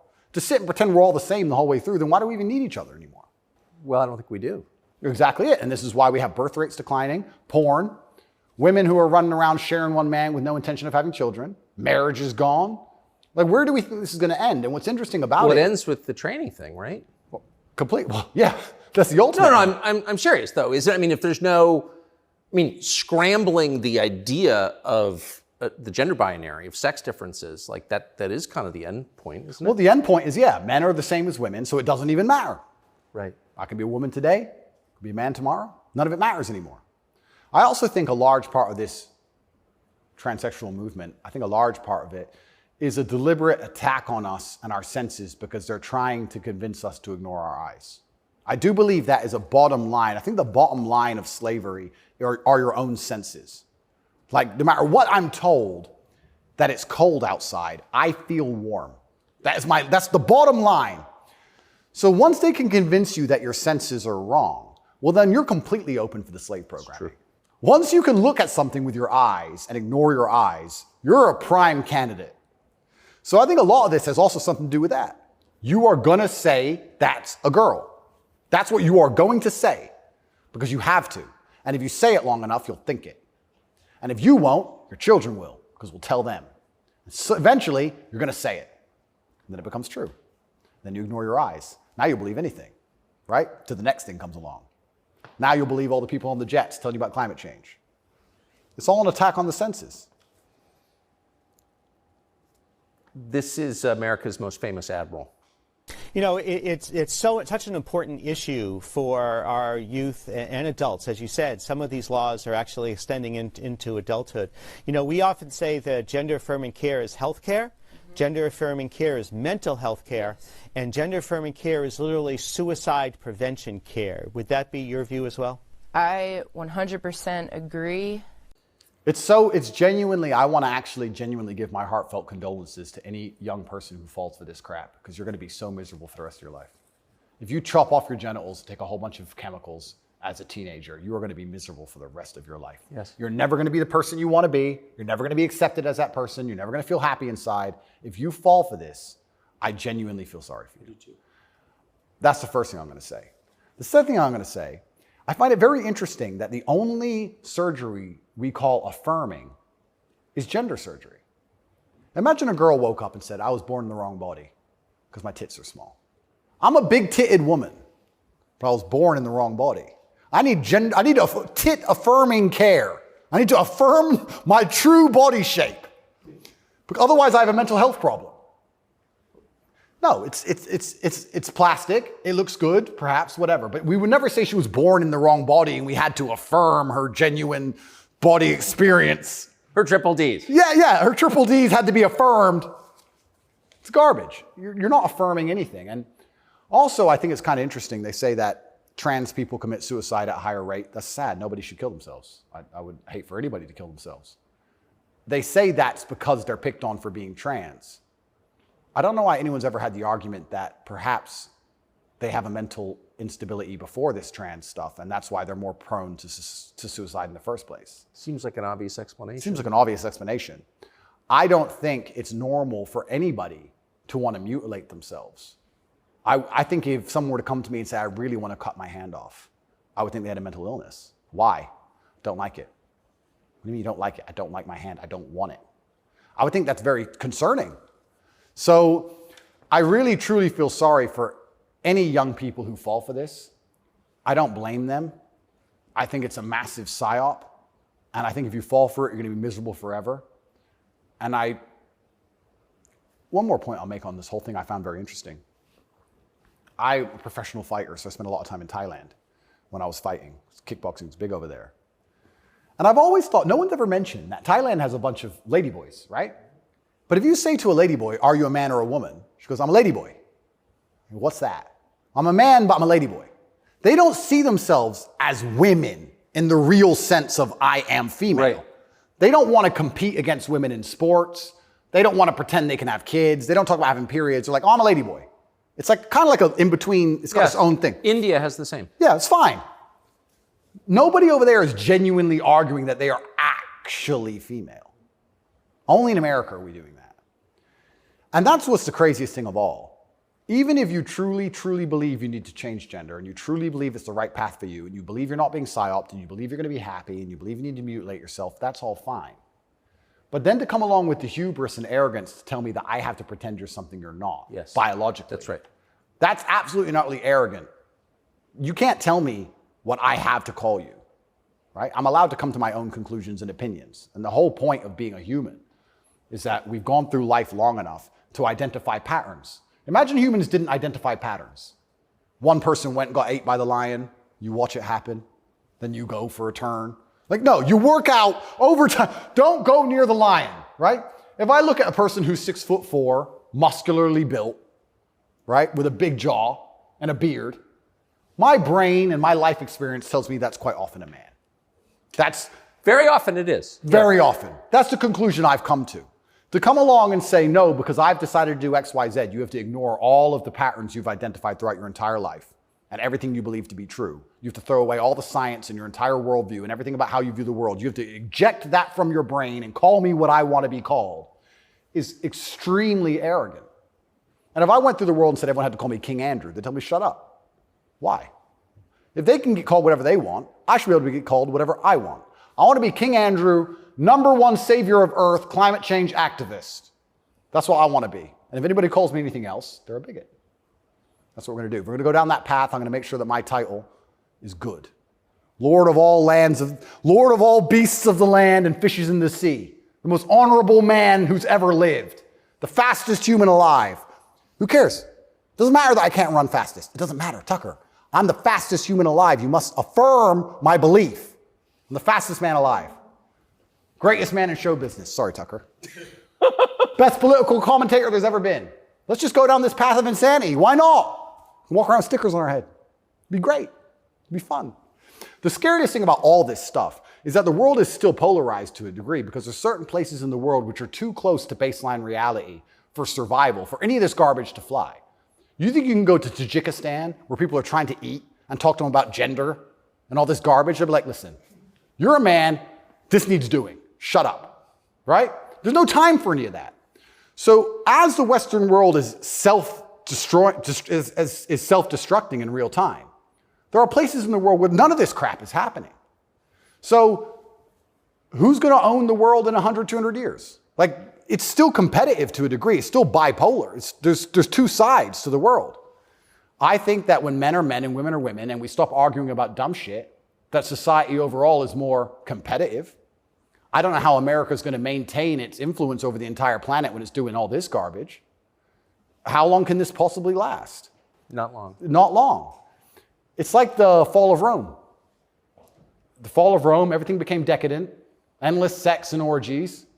No one had enough faith in the state to join the army anymore. And people talk about barbarians destroying Rome. Rome was destroyed from the inside. That's what happens. And we're witnessing it in real time. And we have all these problems on Earth, and then they want to spend millions and millions of dollars on an investigation to prove that I'm a human trafficker for TikTok.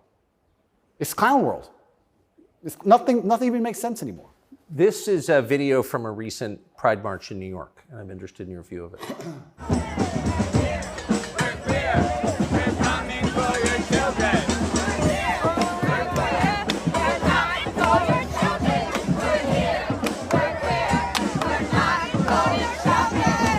So I have a few points on this. The first point is that it is an unfortunate reality, and I'm not going to be called a bigot. I'm going to talk about the reality that the homosexual community cannot reproduce in and of themselves. So for them to have a community into the future, they do need your children. That's how they think. For there to be a homosexual community in 100 years from now, they need straight people's kids, because only straight people have children. So they're telling the truth. That's the first thing. They mean what they say. The second thing is, I think a lot of this is an attention grab by them. I think they are slightly disappointed in how tolerant many people actually are. I have no problem with gay people. I don't care. I'm gay. Cool. I want to get married. Fine. I'm going to wave my dick in your kid's face. Wait a second. Yeah. They push it to a point where we have to react. And then when we react, they say we're bigoted. Children are innocent, and destruction of innocence is one of the most disgusting things on the face of the planet. It's terrible if a child is killed in a war. It's terrible if a child's mind is warped by any propaganda mechanism. They're innocent. What I don't understand is why, imagine heterosexual men walking around naked saying we're coming for the children. Well, someone gets shot. Absolutely. So why is it when For good reason. Completely. So as soon as there's this sexual orientation, they're completely protected. And I think that the whole point of having children as a whole is to instill them with your worldview. I know if I have children, I want them to be like me. We just talked about my last name and how I want them to honor me into post-death.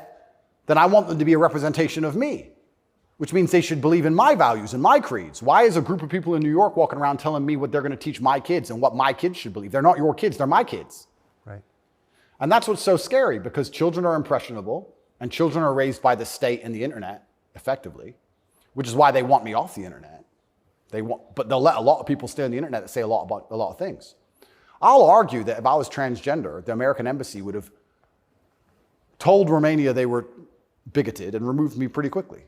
I would genuinely argue that point.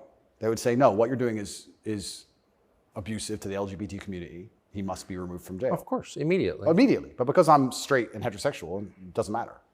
We're the class that suffers the biggest bigotry that possibly exists in the Western world today. I would actually argue that point. But they're saying this to be deliberately provocative. They're deliberately trying to upset people. They want to upset you so that when you talk against it, they can call you names and call you a bigot. And also they mean what they say. And it's truly scary. I'm obviously a Muslim. I'm Islamic. What most people don't understand about a lot of the Islamic world is that a lot of these things are outlawed, right? But people say, so gay people can't go there. If you go to Dubai, you will see gay people. If a guy wants to be gay and do whatever he wants to do with a full-grown man in his own house, I don't care. And you can tell. You might have a waiter's gay, whatever, etc. The only reason it's outlawed is not to stop a full-grown man meeting a full-grown man and doing what he decides to do. It's outlawed to prevent it bleeding into society and affecting the culture where the children are affected. That's why it's outlawed. And I'm not saying it should be outlawed in America, but what I'm saying is if you're not going to protect the innocence of children from any ideology, and if the ideology is deliberately targeting children because children are more impressionable and more capable of believing in things which simply aren't true, perhaps a man looking like a woman or vice versa, then that is a dangerous ideology that should be very closely examined. Well, if you're not going to protect children, or if you're going to encourage women to fight your wars, why have a society in the first place? Well, this is another Isn't thing. the whole point of society to protect women and You children? know what's really interesting? I argued this point once. They were talking about how the West is a patriarchy and it's so terrible to be a woman in the West. And I'm like, well, where's better to be a woman then? If it's not the West, please tell me. Pick another country besides America where you'd rather be a woman. It's garbage to begin with, but you're saying, America's a patriarchy and Americans are all misogynistic. And men are so bad and women have been oppressed since the beginning of time. It's always been a patriarchy. If that's true, why don't women fight our wars? Think about it. We can get the women of our country and the women of another country and let them go die in a ditch. And us men can just sit around being patriarchs. Why do we have to go die? Why do we have to go get our legs blown off? No, because we're a patriarchy. Women can go suffer. Or do the women get to stay at home and we go suffer? How is it a patriarchy, right? So that's garbage to begin with. But I think, genuinely, to go back to that point, any ideology which is waking up and saying, our worldview is so extreme, the only way we can truly ensure it exists into the future is to find the most susceptible people on the planet to program and attack their minds, children. I think that's a destructive ideology and should be very closely looked at. And it doesn't matter if it's LGBTQ or anything else. I think if you sit children down and pump propaganda into their brain, and that's the only way you can get what you want, then there's probably something wrong with your ideas because you're afraid to challenge them with a grown adult. You don't want a fair fight. You understand? They don't want a fair fight. They want to sit with a child who has no idea what he's talking about and tell him that men are women and women are men, and vice versa, and just completely confuse the poor child because they don't want a fair fight against a rational adult. And that's scary. It doesn't seem a huge improvement over, say, ISIS to me. Absolutely. That's how do you convince somebody to blow themselves up? Well, you find a young man, teenage boy, and you program his mind. Exactly. And it's exactly the same thing. They don't try and convince an older man to blow himself up because he's going to sit there and go, well, why don't you blow yourself up? And then there's an argument. You go find a young, susceptible person, right? And that's what's so scary about all of it. And it's also kind of funny that like this whole LGBTQ thing is also linked to the patriarchy, also linked to all this other garbage and all these other false narratives and false ideas. And it's these people who are attacking me saying I'm dangerous for women because I'm a misogynist. You're dangerous for women for pretending men are women. You're more dangerous for women than I am. I'm saying a man's a man, a woman's a woman. You're saying that if I put a wig on, I could go punch women in the face in the boxing ring. Who's dangerous for women? It's insanity. And again, they have no virtue at all. They just weaponize garbage and attack you with it. But I do think that children have to at least be the bottom line for society. That's the future. And if you have children at home, you're raising them. And if you struggle to feed them, the government doesn't care. They are yours, and they're your problem and your responsibility, and you deal with all of the stress and all the worry of them being out late at night and all the responsibility of taking care of them, and you went through hell for them to exist. You don't owe their minds to anybody else. You don't owe it. So there has to be a point where you stand up and say, no, I raised this child. It's my child. That's my child. It's not yours. Absolutely. What do you make of Julian Assange? I think that it's crazy. It's the number one way to shut up the BBC, that's for sure. To mention him. Say, oh, you're a journalist. You care about journalism, do you? You care about a fair and independent story. Why is Assange in Belmarsh? Very interesting. What do they say? They don't answer. They try and change subject. They always do. I did it. I stole it from the Azerbaijani president. He started it. I saw that. Yeah, it's great. Do you know him? I don't know him, but I've seen enough of his interviews to like him. Me too. Yeah, I like him. And this is what I'm saying about the world. There's so many places in the world where they still live very firmly in the real world. All of this garbage is just the result of the very simple, easy lives that we have. Inside the movie The Matrix, which I recommend you watch, the agents say, we tried to create a utopia for the human mind so that your mind is in a utopian state and your body can just be used. But the human mind rejects utopia. We created the world in 1999 at the pinnacle of human civilization before machines took over because the human mind needs struggle and it needs problems. Otherwise, it rejects it. Yes. And I kind of feel like there's a whole bunch of people trying to just find problems and find struggle in their lives because they don't have enough motivation to do something that's genuinely difficult, like, help people. But they can't live in this state of complete vegetation. That's so right. Then they wake up and say, oh, I'm oppressed. My pronouns. How much energy must it take to go through life trying to correct every person you interact with to call you Z? Think of the calories burnt. I can't think of a bigger waste of time. Think of the calories burnt. Every Starbucks employee, it's actually Z. Correct. You are a moron and you are just wasting so much energy. You could put that towards something beneficial. You could volunteer. You could go to the gym. There's so much more you could do with instead of walking around and talking about Z. You sound like a dumbass. But they're just finding struggle because they don't have any actual important struggle in their lives. And that's why it only exists in the decadent West. Do you think the coming famine will change that? Absolutely. I would argue that when the famine comes, I think all these feminists will look for a strong man of resource who is stoic, who has a good network, who's capable and important and respected. It's amazing how quickly feminism disappears. In fact, there's a podcast I did called Fresh and Fit. And I did this podcast in Miami, and I was arguing about gender roles with 7 girls. And during it, they were telling me that they can do anything a man can do, all the usual things, and they don't care, they don't need a man, all this garbage. And some crazy fan knocked on the door for me, and he had a gun. He knocked on the door. You should have seen the women, how quickly they became feminists when I had to go to that door. They all completely changed. Go, go, go, go. Oh, the feminism's out the window. There's no feminists on the Titanic. There's no feminisms in a famine. There's no feminists at war. Where's the feminists? Go to war, right? I remember when Afghanistan, when we did that very well-planned, very thorough evacuation of Afghanistan, and all the schools that we opened for women got shut down by the Taliban. And I was having this conversation with someone, and I was saying, okay, well, you're an Afghan man, right? You've been hired by the Afghan Defense Force, and America's now left, and you have a meager wage, and America's left, and the Taliban are coming, and you're standing outside of the school with your AK, and they're coming with whatever they've got. And you're looking at the school going, do I really want girls to go to school that bad? Not really. Just put it down, you walk off. And this girl's like, yeah, but you know, it's really important. And I'm like, yeah, it is very important. I agree. Women should have education and right the education. Completely agree. But you're also saying here that men should die for it, which is fine. I'm not saying that that shouldn't be the case, but I'm saying that you should give men the respect they deserve for dying for your education. Because it's not the women who are going to defend that female school, it's the men.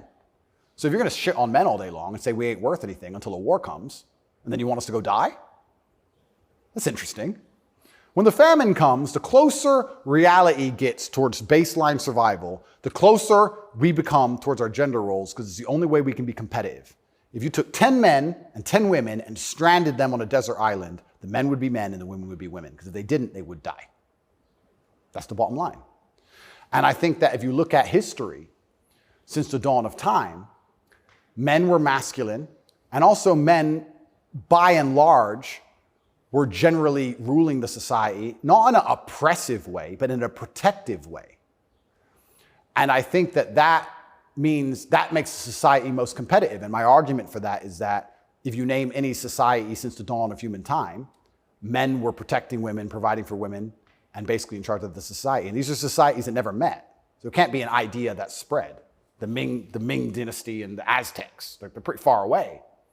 But that's how society was most effective. And when feminists argue with me and say, we need a society run by women, I say, well, that's never, ever happened. And if it has happened, they got destroyed so quickly, they never had a history. We can't even name one. So it's a brand new idea, which I'm not saying is a bad idea. I'm saying if it's a brand new idea, you can't tell me it's going to be better because it's never been tried, ever. So we're going to see. But what happens if it doesn't work with the most powerful nation on earth?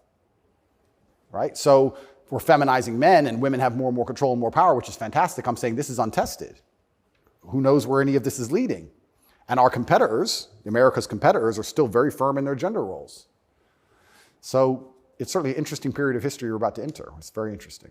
What's your view of tobacco? I love tobacco.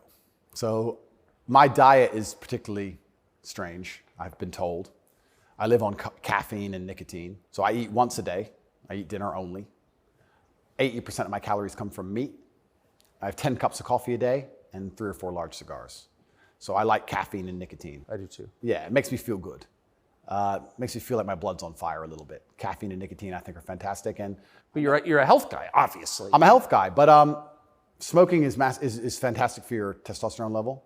And I think that's important in a man. I think that's also important in the resistance of slavery as a whole. Is it really, you can feel it? Oh, 100%. And I'm not saying that, smoking's healthy. I'm not saying that because I also train exceptionally hard every single day. And when I was professionally fighting, I didn't smoke. But I think in general, testosterone level is a fantastic way to measure your overall health as a man. But nicotine has a positive correlation to testosterone. Absolutely, levels. it's been proven. Yep, it's been proven repeatedly. So that's why I love nicotine so much. And then caffeine, I love to have that little bit of not jitter, but I like to feel energetic and I like to be hungry. My optimal state is hungry, but energetic. That's how I get the most done. I don't like eating. If I eat, I feel full, I feel lethargic. I like to, totally. Yeah, I like to be hungry and 1% irritable from my 5th coffee and a bunch of nicotine inside of me. That's how I like to perform. So yeah, I think it's a good thing. And it's interesting how focused the people in charge are on nicotine. Yeah. As fentanyl becomes really common. Yeah. 100,000 people die a year from it. Yeah. Nobody notices, but they're still trying to shut down not just tobacco, but non-tobacco nicotine devices. Yep. Why? That's a really good point. We could argue it's down to testosterone level. I don't know if you ever saw the study which linked people's testosterone level to their ability and capability to disagree with something. So they did a study which is pretty self-explanatory. The higher your testosterone level, the more likely you are to disagree with a point. And the reason for that is because, especially in older times, if you're going to disagree with something, you had to fight over it. Yeah. If you're going to say no to somebody or some tribe or some person, there's a high chance that you're going to have to fight that person. You have to defend your idea. If you don't have the propensity or the capability to defend your idea, then why would you go against the ideas of the people who are stronger than you? So reducing testosterone levels make men more compliant and more complacent because we're less likely to say no because we can't defend what we think. Why would we say you're wrong, but we can't do anything about it? We might as well say, well, then you're right. Might makes right. Right. So reducing testosterone levels in men is something which I believe they're trying very hard to do. And if you read the studies, they're succeeding. Testosterone levels have gone off the edge, off the cliff. And perhaps that's why they attack smoking so heavily. I understand that smoking a lot of cigarettes can be very bad for you, but I think everything in moderation. And I think that overall, I would rather smoke a few cigars today and maintain my testosterone level, which it's good for, than not. I think the benefits outweigh the negatives. Couldn't agree more. And my final question is about digital currency. Yep. Do you think it's inevitable, and what would its effects be? CBDCs are inevitable, and they're scary. They're super scary because it's the final absolute realm of control. I mean, they're already removing cash from society. I think they say that because they want to be able to trace things easier, and that's certainly part of it. But I also have another theory on it. I think if you have a $50 bill, and I give it to the barber for my haircut, and then he goes and buys groceries with it from the grocer, and the grocer goes and gets his car washed. The $50 goes from place to place, and after 20 or 30 transactions, the $50 bill belongs to somebody, and it's worth $50. Whereas if I pay by card, 1.5% goes to the bank. And then if he takes the money I've given him and pays for the groceries, 1.5% goes to the bank. And after the groceries have been paid for, when he goes to get his car washed, 1.5% goes to the bank. So after 20 or 30 transactions, the $50 is gone, the bank has it all. I think that's why they're so desperate to get rid of cash. It's interesting. CBDCs are the next level because once the money's completely digital, then they control everything you do with it. They control where it goes, but they can also control how and when it can be spent. Imagine some terrible future dystopian society where your money arrives and they say it can only be spent on food, or it can only be spent on vegetables because you've had too much meat this week, or you can't buy transport to a particular area because there's resistance to government oppression in that area. So your money won't work for trains right now because nobody can go down there because we don't want everyone in a large group. We want everyone at home in their pods. And they can track everywhere it goes, and they can also track how it's spent, and they can control how it's spent. They can put a time limit on it. You have an hour to spend this money. Scary. Like, think of all the ways they can inflict control over it. And I think this is actually one of the reasons why also I'm disliked. The BBC said this to me when they interviewed me.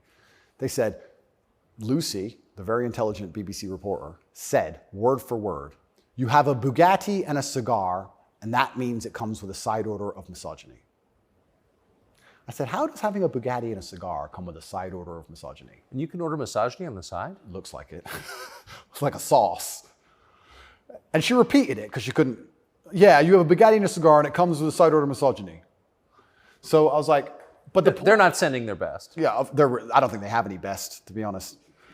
But the point they're making, what she doesn't realize she's making, because she's not smart enough, but what she wanted to say, but she couldn't say in a way which sounded negative, is financial freedom is required to a degree to resist. The reason I'm also disliked is because I'm financially successful. If I was broke, they wouldn't care what I say. But I inspire young men, all of my fans, to become wealthy. And you'd think that'd be fantastic for the society, right? He has millions of young men. He's teaching them to work hard. He's teaching them different ways money can be made. He's teaching them to be fantastic salesmen. He's helping the society. No, because if you have a whole bunch of money, then you can sit and say, no, I don't need your wage. That's bullshit. There was a video very recently of a guy in England taking down all the English flags and putting up pride flags. And a guy screams to him and goes, bro, you're taking down the wrong flag. And he replied, I know, mate. And the point is, what can I do? I'm a flag guy. If I say no, someone else will do it. Kids got to eat. So by keeping your money enslaved, they can keep you enslaved. You got to eat. They don't want men to be financially free. If you're financially free, if you have enough money in the bank, you can one day go, you know what? I don't want your money. Even me now to this day, I've done enough and I'm successful enough that it's very hard for them to buy me. They come along, well, I would never sell my soul anyway because it's not who I am as a person. But if I was destitute, they could come along and say, Andrew, you have all this influence. We're going to change your message. You're going to say this. We're going to give you 10 million. Okay. You can't buy me. Can't buy Trump. He's rich already. He's rich and he's 80, 70 something. You think he needs more money? He doesn't care about money. They don't like that. So being financially free in and of itself is now an act against the government, because this whole idea that they want everyone to be rich and it's fantastic for the society, I'd actually argue against that. They don't want that. They want everyone destitute, because when you're destitute, you need the government to feed you. And it's very hard to fight against the government who's feeding you. It's very hard to resist the people who give out the bread. Yeah. I think that's called something. It begins with C. What's it called? Interesting. I also heard another interesting theory from a very intelligent person one day, and it was that every government on earth, all of them, in all of their different forms, China, which says it's communist and is capitalist, and all the different in-betweens to the capitalist West, every government on earth is slowly encroaching on trying to become as controlling as powerful as possible. They all want to be as controlling as possible over their citizens. Communism is the end result of the most control a government can have, effectively, or some version of communism. But every single government on earth is slowly trying to get there bit by bit. And the only thing that resists them getting there is the populace and how much the populace will accept. And depending on how malleable the populace is, depends on how quickly they get there. But every government wakes up. It's kind of like AI. Have you ever heard the robot's going to destroy us all because they wake up and go, we don't need the humans anymore? Their end goal is just survival.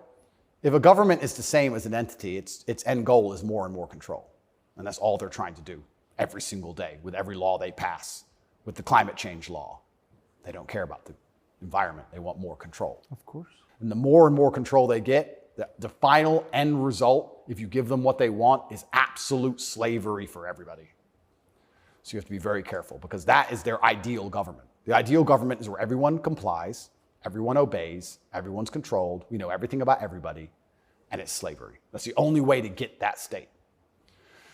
So even making enough money to have an opinion is an act of rebellion. It's crazy. Andrew Tate. Thank you very much, my friend. Amazing. Thank you. Young Millionaire people say the news is full of lies. Kennedy's motorcade. 239 people. The death of Jeffrey Epstein.